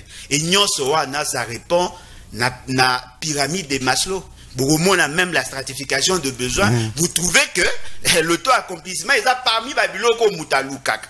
L'estime de soi, l'appartenance, ce sont des éléments dans une démocratie, on peut choisir des religions. Mais dans une dictature, la religion s'impose. La démocratie, c'est bien. Bobo yara révolutionnaire putschiste parce que Bango Bayara a imposé par les armes. Par rapport à Makambo Bemba Lobby, j'ai dit et je réitère, Bemba n'a jamais été sérieux. Jean-Pierre Bemba. Et là, à l'Ibosso, il y a un peuple congolais nyonso. Parce que j'étais là. L'AFDEL et Bota MLC. AFDEL. Ne Bota pas. MLC est la ligne dérivée à AFDEL. Oh, Bolodjoa. Oh non, le bot. Kadogwaza, ex-Kadogwaza, à au contredire. Bemba a été créé par qui? Politiquement, bon. Tout le Bamaramazara, Tamazara, Namobutute. Parce qu'il était l'un des membres, membre à conseil. L'un des conseillers, bon, je dirais Azali, la présidence de la République, Azali, la collège de conseillers, dans le domaine de l'économie et finance. Quand Bemba créait le MLC, quelle était sa base arrière? Qui a financé? Oh! Museveni! Afdel, Banani Bazaki, Batenor ya Afdel, Museveni, Kagame, et ainsi de suite. Bakabwani! Bandeko ya père pe ya Kabila basangani na batu mususo bazaki bali na bango bazongi baye ko tika na gouvernement ndeko bimisa ba père pe zalaka déjà basali ba PPRD sur base ya éclatement ya AFDEL ba mususo wake basali RCD soutenu par le Rwanda. Bemba azali dérivé ya AFDEL po ya bimana sima ya Museveni. Voilà pourquoi les dossiers au Bomona Yakisangani, à Koka Kolobela Ngote, pour Makila Abatuana, ils appellent le quoi na Katinaye. Bemba participé dans la validation, il y a des marches à AFDEL. Alors, na AFDEL, Muto bato batanga raba kombo na bango, o batu musu ba confondra ba bike bazaba Ougandais, étaient des Rwandais. Na MLC, il y avait des Rwandais, non? Il y avait des Ougandais. Na MLC. MLC, non le bot. Il y avait des Rwandais, il y avait des Ougandais. Parce que Bemba comptait aussi sur appui à pays pour que soutenir tant que Okota d'abord à Joaquin Équateur, une partie à Équateur, une partie à Kisangani. C'est lui qui a parrainé Roger Lumba. Ils étaient soutenus aussi par le Rwandais et ainsi de suite. Lorsqu'il y a eu brassage, le brassage, mixage et armé, ça a été décidé déjà dans la partie à Gaberone. Ok, na Lusaka. Ok, na San City 1, San City 2. Ils ont décidé de brasser l'armée, Kosangisa, soldats de tout Basangana, Basala gouvernement, Union nationale, ils ont couché ça sur papier. Bemba signé. Bisopé to signaka. Bisopé. Biso opposition de l'époque. Moi j'étais avec Olinga encore. Diomindo Ngala, au signate. Franck Diongo, au signate. Mende Omalanga, au signate. Confession religieuse. Confession religieuse, au signate. Société civile dans la... Toute la société civile, va signer. Oh! Biso nyon soto signa. Biso mutako yuko wanga na te. Signa qui par ignorance, to signa qui boye baki. problème ezali boye. Ça dit bino pe bozala makila ba congolais na maboko. Na loba wa biso nyonso to signer classe politique. Na loba ngati. Signer peuple surpris. Signer Nego na ngai. Tikanga loba. Omoni ba vérité photo ebisaka vérité po ba na biso ba sa ba analyse ko ba bemba te. Parce que Bemba est en train de falsifier l'histoire. Tant na loba biso, c'est-à-dire je suis solidaire na ba konzina ngai ya parti. Vous comprenez? Nga na zalaka te. Mais ba konzina ngai ya parti ba kendaka. Ya liboso. Tango ba komi na ba Longwe Gaberode ba ke Lusaka. Ba Rwandais RCD ba ndeko sala moi ba désordre. Ba yeko koma na Santiti 1. Ba yeko yokana Kabila na Bemba ba habite. Omoni batwana lokola Rwanda mutezo dominé par bango. To écarter bango, to sala biso na biso ba Congolais, to sauver mboka po batwana so ba koti ba osenga mabele, c'est pas une bonne chose. Ba yeko signer accord de cascade na Congo central. Papa Etienne Tise, yana ba bino nga parti wana na kondimaka bango jamais. Papa Etienne Tshisekedi asiliki abindenge nini ba okende ko sa po ba yokana ki Kabila azala président, Bemba azala premier ministre. Na ko na bango ya cascade. Ba olinga ko ba comme ba ministre et ainsi de suite. Ba dio mindongala to zaka ebele bato bazaka. Papa Etienne Tshisekedi asiliki abi non, ye azaka choisi par conférence nationale souveraine, bato wana ba esika ba ko za liko na ete. Alongwe na ligne wana akei na Rwanda kosolola na Kagame ba signé na Kagame accord wana de pesi ASD, Alliance pour la sauvegarde du dialogue. Gouvernement de Jelinge bandawa ba américain na ba konza mukilo ne ba lobaka ba bengi babi pas question monsieur arrêtez ça. Kabila Bemba bozonga na table de négociation. Ba yeko zonga na table de négociation. Ba yeko signer accord global et inclusif. Le terme inclusif wana parce que RCD kotaki. Bobo ça n'a raté. Laurent Désiré Kabila bengana ga ba Rwandais. Nyonso. Laurent. Le 17 janvier 2001, 0 Rwandais en armée. 0. Rwandais azalaka isute. Bakimaka. Nazara na balabala. Bato ba ebinga nazara na balabala. Abengana ba ona nko to abengana ba ona nko. Bango po musa basalaki. Ba mi futaka bango mo. Non, abengana ba ona nko. Na sens que ba komaki na idée ya ko imposer philosophie. Biso nga ba boma biso ba oyo.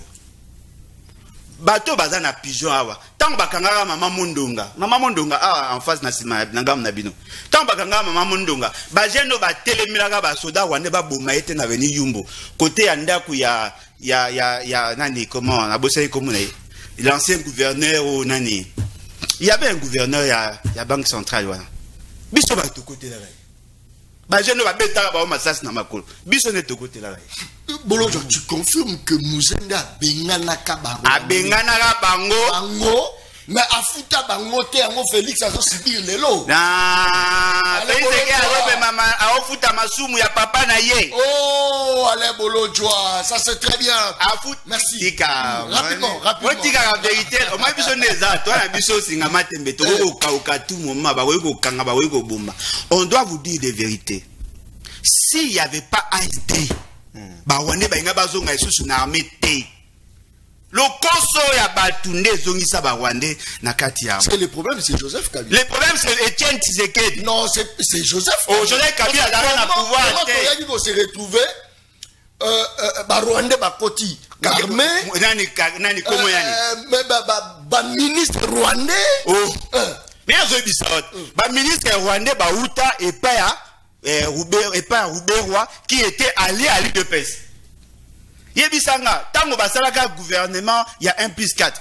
À part RCD, Rwanda Zalagata. Merci beaucoup. Même Bemba, Achaka est général, comme ça, Moutoumoro général. C'est un Rwandais, oui, mais Azalaka toxique, le quoi, problème n'a biso ezali, le fait seulement que boyaka accord ya cascade, toyo kozwa ASD. ASD est un accord global et inclusif, yango esali. C'est vrai, Kabila est aussi responsable, mais Kabila n'est pas le seul responsable. Merci beaucoup. Il faut bien bailler bagake. Ce qui a contacté na philosophie, il y a AFDLT. Peut-être un gars responsable l'autre. Merci beaucoup. Il a pas, il y en a ça ok, na la rapide c'est reming. Merci beaucoup. ba territoire na biso est toujours occupé, ba ville na biso est toujours occupé. Bon, quand on signale non, moi je parle de ce qui est vrai. Oh, bah le big est beau le bâté, monter en puissance. Na capé na motote. Oh, politicien, oh, somolo par tête. Moi je fais depuis 18 ans, na la position. Peuple a souffert dans le peuple a souffert dans le bilo reza au matin na lobby. Bato aza au futa matin na lobby. So une solution zui ezwami na lobby. Bisonde bateau to loba ke Ronzambo katala c'est général Kasongoka. Soutenir service national. Les lobes espoir comme ngo salama po to lobby. To la kisipe que voilà résultat biso. Vous participer en direct. Voilà boza ko mona.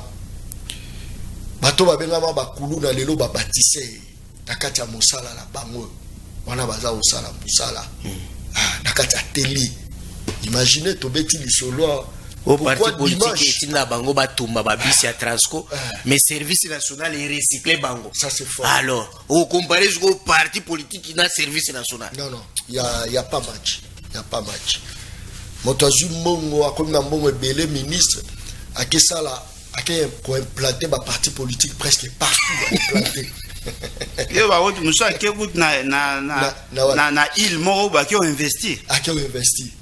Mbonga moyibi ma ki investir na mboga ba pa. Voilà le travail d'un patriote, le lieutenant général Kasso wana na atelier.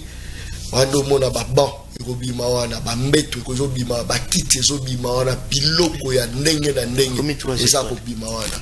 3 étoiles lieutenant général yo wana Kasso. Atika ko kabela ba université ba na mbongo ba somba.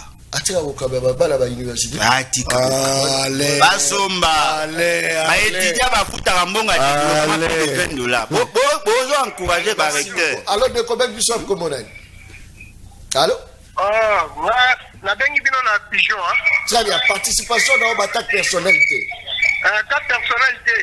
La ligne le bagage de ndeko la biso papa la biso Linette. Allez Bolojwa. Et le quoi lobby o ya tango poser question tango lobby ba Mousse Kabila a bengana ka ba Rwanda tout. Ada la raison. Ada la raison parce que biloko tango poser question pour la ligne ba pesa ki ba futa ba ngotie. Ba kenda ba pajero oyo sere wa sera Mobutu. Bazo ba jeep ya ba politicien Mobutu. Kabila libéra bango Mousse. A libéra bango ba biloko ba politicien kala ya Mobutu ba kende nango. Voilà ma a la raison a bengana ka bango. Deuxième chose, on félicite papa la Rafani Gotelo ko eza capital à Lobaki, meilleur gouvernement service national. C'est au moins là on bazo ça la gouvernement service national des gouvernement solo. Merci beaucoup vraiment, la paix mon courage. Merci beaucoup. Très bien. La politique va linga habwete. Mais il fallait d'abord au pesa ngari tout ça l'équilibre nous soit si bon. Non, au bandage il n'y a pas bolo. Ah OK, ça c'est très bien. Merci beaucoup beaucoup en ligne nazo ya babino, mais la pesa nous voilà. Est-ce que tu vois ça la appel te la ozongle? Ah nazo na tout si ça ya nani ya barwane na armée tout ça. En tout cas, il faut miniter hein. Non, je suis resté 5 minutes. Seulement 2 minutes et pour ça peut proposition. Ça ça 2 minutes. Merci. Il y a ça 2 minutes. Première chose d'abord. Beaucoup en ligne nazo ya babino. Ndekuranga na yesibiso nazaki na armée. J'étais évangéliste et aumônier consacré en novembre 1998. Aumônier logo ekomi makila, atangisa makila. Ça c'est la compréhension à bas civil. Il n'y a jamais eu une libération sans versement du sang. Même sur le plan démocratique. Na aussi na Bible, tozalo na Bible, moi je suis pas antichrist. Oh, na Bible pour que peuple nyon soit à la libérer. Bosombi, il faut makila itaka. C'est là où on parle de Lumumba, de Mouzé, martyr de 4 janvier, les pains du sang. Ça c'est un. C'est que biloko baringi ba komisa biso makila tangisa makila. Nzambe apesa ba David kisi ya kotangisa makila ya ba Philistin. Apesa Samson kisi ya kotangisa makila ya ba Philistin. Donc tuer l'ennemi n'est pas un péché. Ça c'est vrai. Mais l'AFDEL n'a pas tué les ennemis. Mais n'a pas tué les Congolais. Une paix ça a pouvoir ça maquiller tanga. Comment Félix a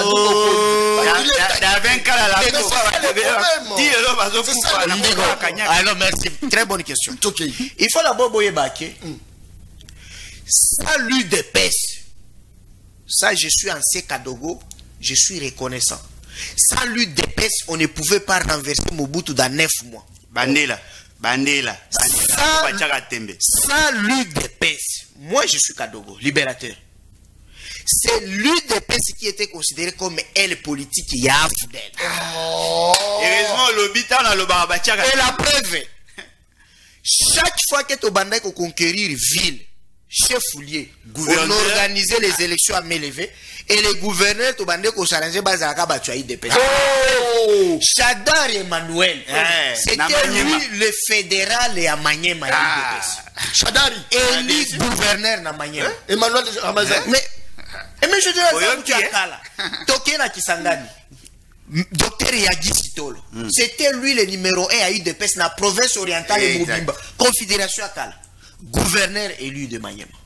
Kinshasa Théophile Mbemba. Oh oui, c'était aussi comme ça. Na Congo central zaka so mbachi non zaka combat nani et Fouc non Fouc Onzola il y avait un moi pas idée partout.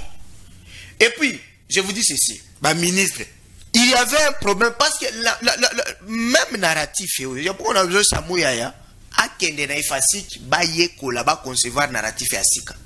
Oh, agression. Ça ne commence pas quand nous, l'AFDEL venait. D'ailleurs, avant que ça soit même l'AFDEL, les ananou kuna na avant bazwa les maires. Archevêque Mouziro prêchait dans l'église cathédrale de Nazalaki parce que je l'ai servi à l'hôtel. Agression. Mobutu parlait de l'agression. Mosengo parlait de l'agression. Archevêque de Kisangani. Mais la seule personnalité politique populaire charismatique qui a balayé Bargima et agression, c'était Etienne Tshisekedi. Oui. Il dit ceci. Na RTBF, na RFI. Laurent Kabila, c'est mon frère et il mène la même lutte que moi. Laurent. Bien sûr. Je te parle. Voilà Félix. Interview il y a Etienne Tshisekedi. Oh, il coupe sa biso facilité de renverser Mobutu. Oh. Alors Biboy.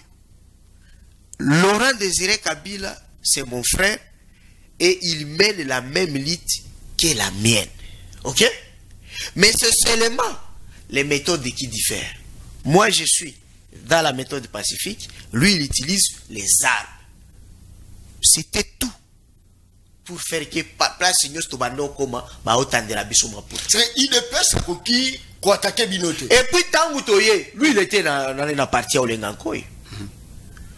Mais Olengankoy, c'est eux qui étaient dans des radios, tu as eu des pèses qu'on démobilisait armée à Mobutu.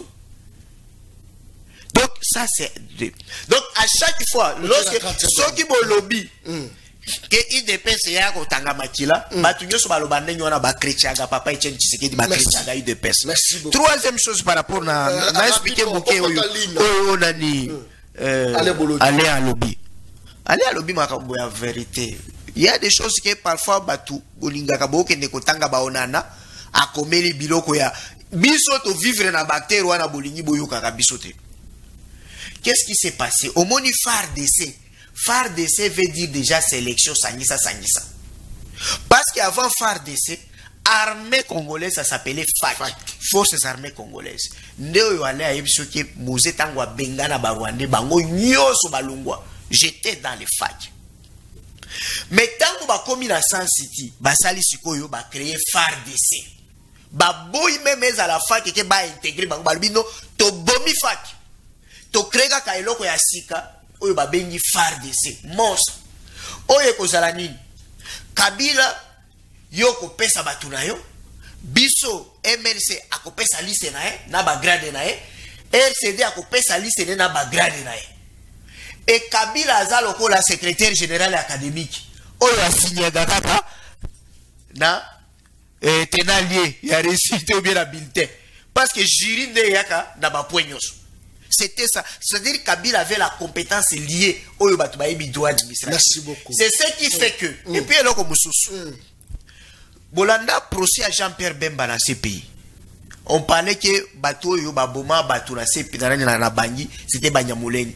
Non, c'était des nilotiques, des Tutsi, des Lituri qu'on appelle Emma. Au Moni Bosco Taganda et les Emma, on a recruté des gens. Bakenda. Allô, de combien de soirs comme on a?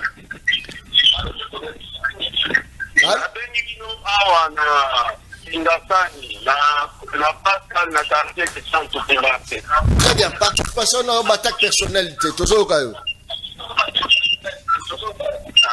nazali na mwa likambo moko ya koloba ya papa na biso oyo alobi ke barwandais bakendeki na ntango ya Laurent Kabila. Vraiment eza esengo mingi wana pene eza réel.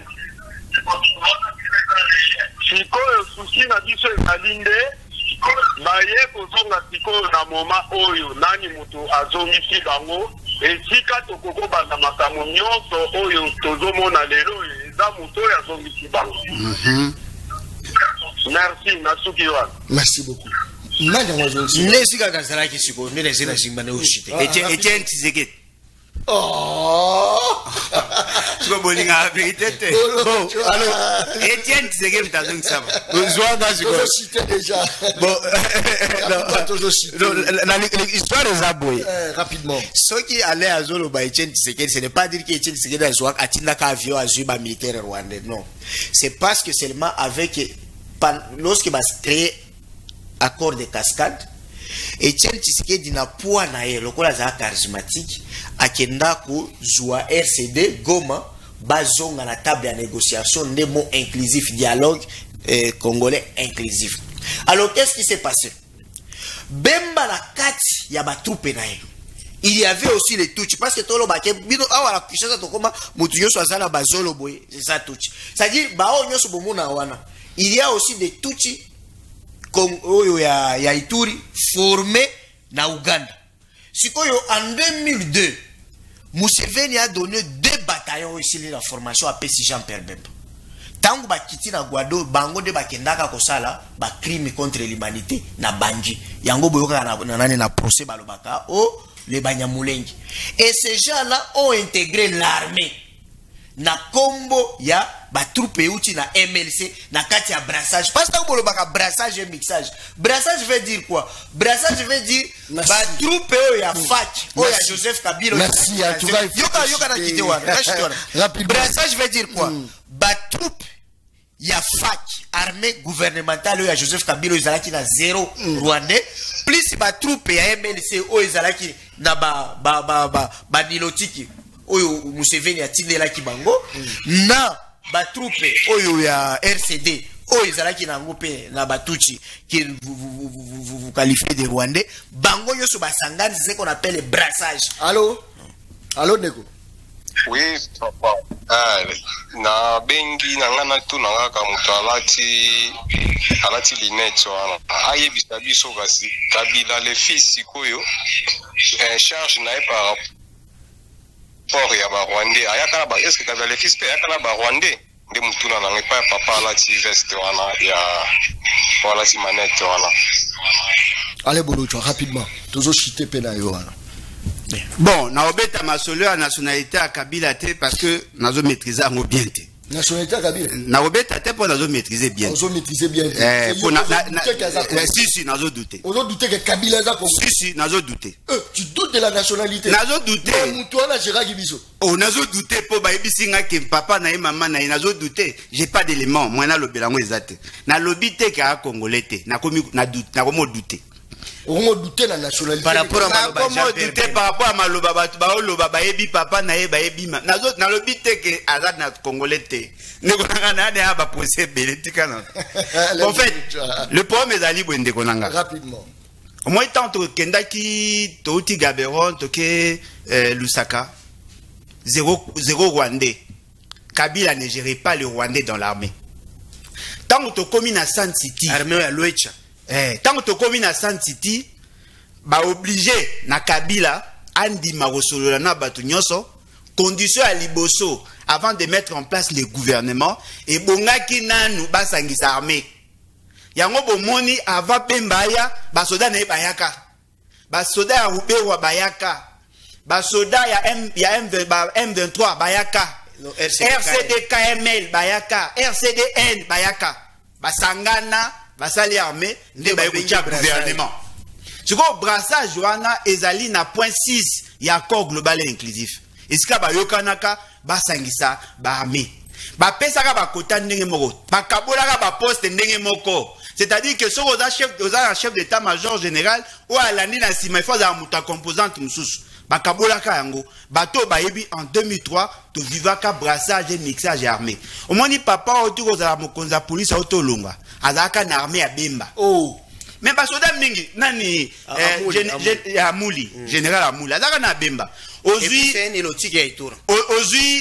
papa na biso inspecteur général ya armée tango fort azaka na RCD au moins basangana ka biso non son des classes politiques na accord global inclusif basangana merci et là on a une pèse à précision muké rapidement les bolojo Kabila n'est pas innocent du fait qu'il était président il a accepté mais pas sinanga ezali batu nyonso ba chaka e pression ndimango bakomi ko wangana oro bangone baga na liste bangone baga na idée wana y compris Bemba Roger Lumbala Mbusa Nyamwisi nani Mishiki Willy Mishiki RCD M23 nani RCD Mai non, Willy Mishiki n'a jamais été Mai. Willy Mishiki était du RCD Gom. Alors de combien de choses RCD Gom. Ah, ok. Mai combattait Willy Mishiki. Aïe commis débauché na Mai. Na conférence, oui. Alors de quoi? Mote na yo bek biso utawa pi kombona lizala bref.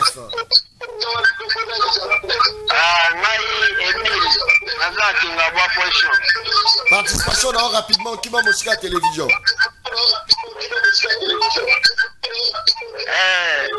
biso tomona ntango ya kabila bawande bakota te sikoyo na ntango ya Tshisekedi bawande bazwi Goma na bango mibale na nakoti bango motula yango ezala bongo ya kabila bawande bakotaka bazwaka mpe Goma.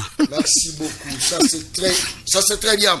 Merci. Tokomi mais peut-être on a répondu à biloko yo 30 secondes 30 secondes. Non yes a lobby na lobana parce que na lobby les Cambo ya Bemba Kabila Tokomi na suka Bemba Kabila parce que moi quand même je peux un témoin dans une rédaction ko limbisa biso après ça mis 3 minutes parce que je suis parmi les gens oyo tokyo bato yebi Kabila vase à la présidente de la République étant que Kadogo na yeko mona Kabila na fro ya tingitingi déjà je reconnais que c'est afin de Joseph Kabila qui Kisangani est tombé à ça le point de presse tant que Kisangani est tombé toyebi ke mwana ya Laurent Désiré Kabila comme on est Joseph Kabila maman nae na lobby toki malembe maman oyebi ndeke na lobby yo yebi maman nanga na vive papa nota alors yo yebi papa oyebi maman oyebi maman nyoso ya bato toki no malembe kokatanga te oza tangu toki na tangu malembe maman président la oyebi bango po ba yema bana banzembo toki na comparaison il y a 3 points filiation études expérience professionnelle ya bato mibale filiation ya Kabila toyebi ke Kabila koko ya Kabila osoke ndako luka passeport no so komi na aner bakotuna yo kombo ya papa na yo kombo ya mama no kombo ya koko na yo na aner ya passeport 3 générations c'est-à-dire soki batuni Kabila kombo ya papa na yo Laurent Désiré Kabila kombo ya mama na yo mama Sifa Mawani baza présent bango moko bandima kombo ya tata na yo Taratibu kombo ya nani ya grand-mère na yo Janine Joseph Kabila alobi siko Jean-Pierre Bemba bakotura Jean-Pierre Bemba tango akende na aner ya passeport yo Jean-Pierre Bemba komba papa na yo Bemba Saolon komba mama na yo na ebite na yebi na yebi komba mama na yebi komba koko na siko kombo ya grand-mère na yo kombo ya grand-mère na yo Jean-Pierre Bemba au monde déjà que tout le monde en Afrique to komina na Portugal Portugal na makila bembe zate OK malem koko na ya za Belge deuxième chose étude faite. Kabila Lelo Toyebike, Lelo. c'est un doctorat. Lelo. Oui, c'est un doctorat. Dans le bas, ça Lelo. CV actualisé, non? Okay. Kabila, c'est un doctorat, bientôt PhD en sciences politiques et relations internationales. Bon, Jean-Pierre Bemba, CV na Toyebike, Azana licence na haute étude. Azana licence T. Non, Azana licence D. Azana le quoi ISC. Licence il y a LMD. Il y a 3 ans. Il y a Siko. Oh, licence Bemba. Il y a la licence T. Mais ça le quoi graduat. Ça le quoi graduat. Ça équivalent gradué. Pour le système na bio, pour ça le quoi la ISC. ISC sciences commerciales. Économiste c'était. Économiste appliqué. Oh, économiste. Donc tu vois déjà que non, moi aux économistes c'est facile. Sur le plan d'études civiles. Au monde déjà que Kabila za doctorat, Bemba za. Londa commis doctorat. Deuxième chose. Côté armée, Bemba ça la formation il y a 2 semaines à l'Obaki à Zouicho qui na Liboumou. Kabila à ça la académie na académie. Réalisation faite, expérience professionnelle. Expérience professionnelle, c'est que Kabila, première formation au 4 minutes. Kabila, comme expérience au Congo, il était commandant des opérations, il y a ville à Kisangani. Récite à Rissira. Ok? Tout soit Kisangani. Et puis, Alzaki, commandant force terrestre, il a lutté contre l'agression rwando-ougando-burundaise. Il a bloqué l'agression, commandant force terrestre. Et puis, quand il est devenu président, ça a Stoyebi. Bon, Jean-Pierre Bemba. Côté au papa n'a pas sa batache. A géré commissaire. T'es commissaire, il y a Yemoro. Il y a Yemoro. Et quoi? Sibé. Et quoi? Rébellion. Atika ko zwata chef lié à province c'était parce que mbanda ka koyate. Na rébellion à Pamba ko rapete. Azwata chef lié. Et puis quand vous parlez du MLC comme il lui l'a dit, allez dire des vérités si même mon a que opposant za ka mamote mamabi. L'initiateur il y a MLC. MLC n'est pas un parti congolais. Non. MLC a été créé par Museveni, le fils de Museveni. Merci beaucoup. Yango moni akoka critiquer été. Oh, Bemba tia critiquer Museveni. La qui ça. Tour balingaki bakanga gouverneur militaire et tout. C'est moi et les autres ndeto sali ba menace na communauté internationale nde ba pikisi. Bemba kombo ya mama na ye Thérèse Oshimi. Oh. Aza Monzombo. Kombo ya papa ya mama na ye Ngovo. Baba talibenge. Papa na ye te eza na ba livre. Batu nde ba boya kotanga. Na livre na livre na opesa au titre. Papa na ye Jano Bemba, mama na ye Azangbaka. Kombo na ye mama Marie Olofio. De la tribu Yangbaka. Papa na ye nde soki Limpes azali sujet belge.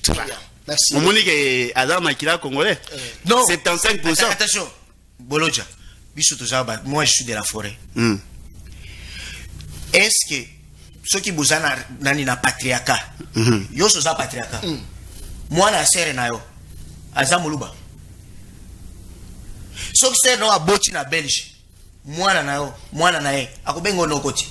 Vous contredit constitution. C'est-à-dire quoi? La constitution est le but soit nationalité. C'est ça. Soit il y a papa. La nationalité, c'est un bien juridique. La nationalité, oui, mais pas la tribu. Même pas la tribu.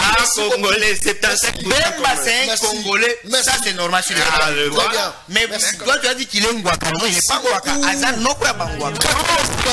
Maman n'a rien. Merci. Très bien. Kaka laisse la lobaka émission en ça va appeler les côtiers belé Toyama qui président à l'ébat Alain Bolodjoa Azaïna Maramba Loba et belé Toyama qui président de la société civile Carlos Moupili professeur Nakatia Platon c'est un président dictatorial. Ah ok. Vous abonnez la chaîne YouTube Le Peuple Parle TV officiel. Bon, ma continuité. Il y a Maramonio sur les Aroleka. Merci. Na Chine Mayunda Maupel Musala Kitoko. Merci Midinayo. Merci. Na bien-aimé Mutombo Soda Yamankasi. Merci. Na directeur il y a programme Dansi Makola. Na Pessio. Merci. Merci. Na DG Fiston Moï. Place-toi Zarola Dabiso. Merci. En tout cas, et c'est vraiment moi. Mingi, Tokutani Mokolo Ezoya. Merci et bye. Merci. tanga bien vision yo eza ya mbongo te eza pona intere ya mboka yango tosengi pepe ezala mayele po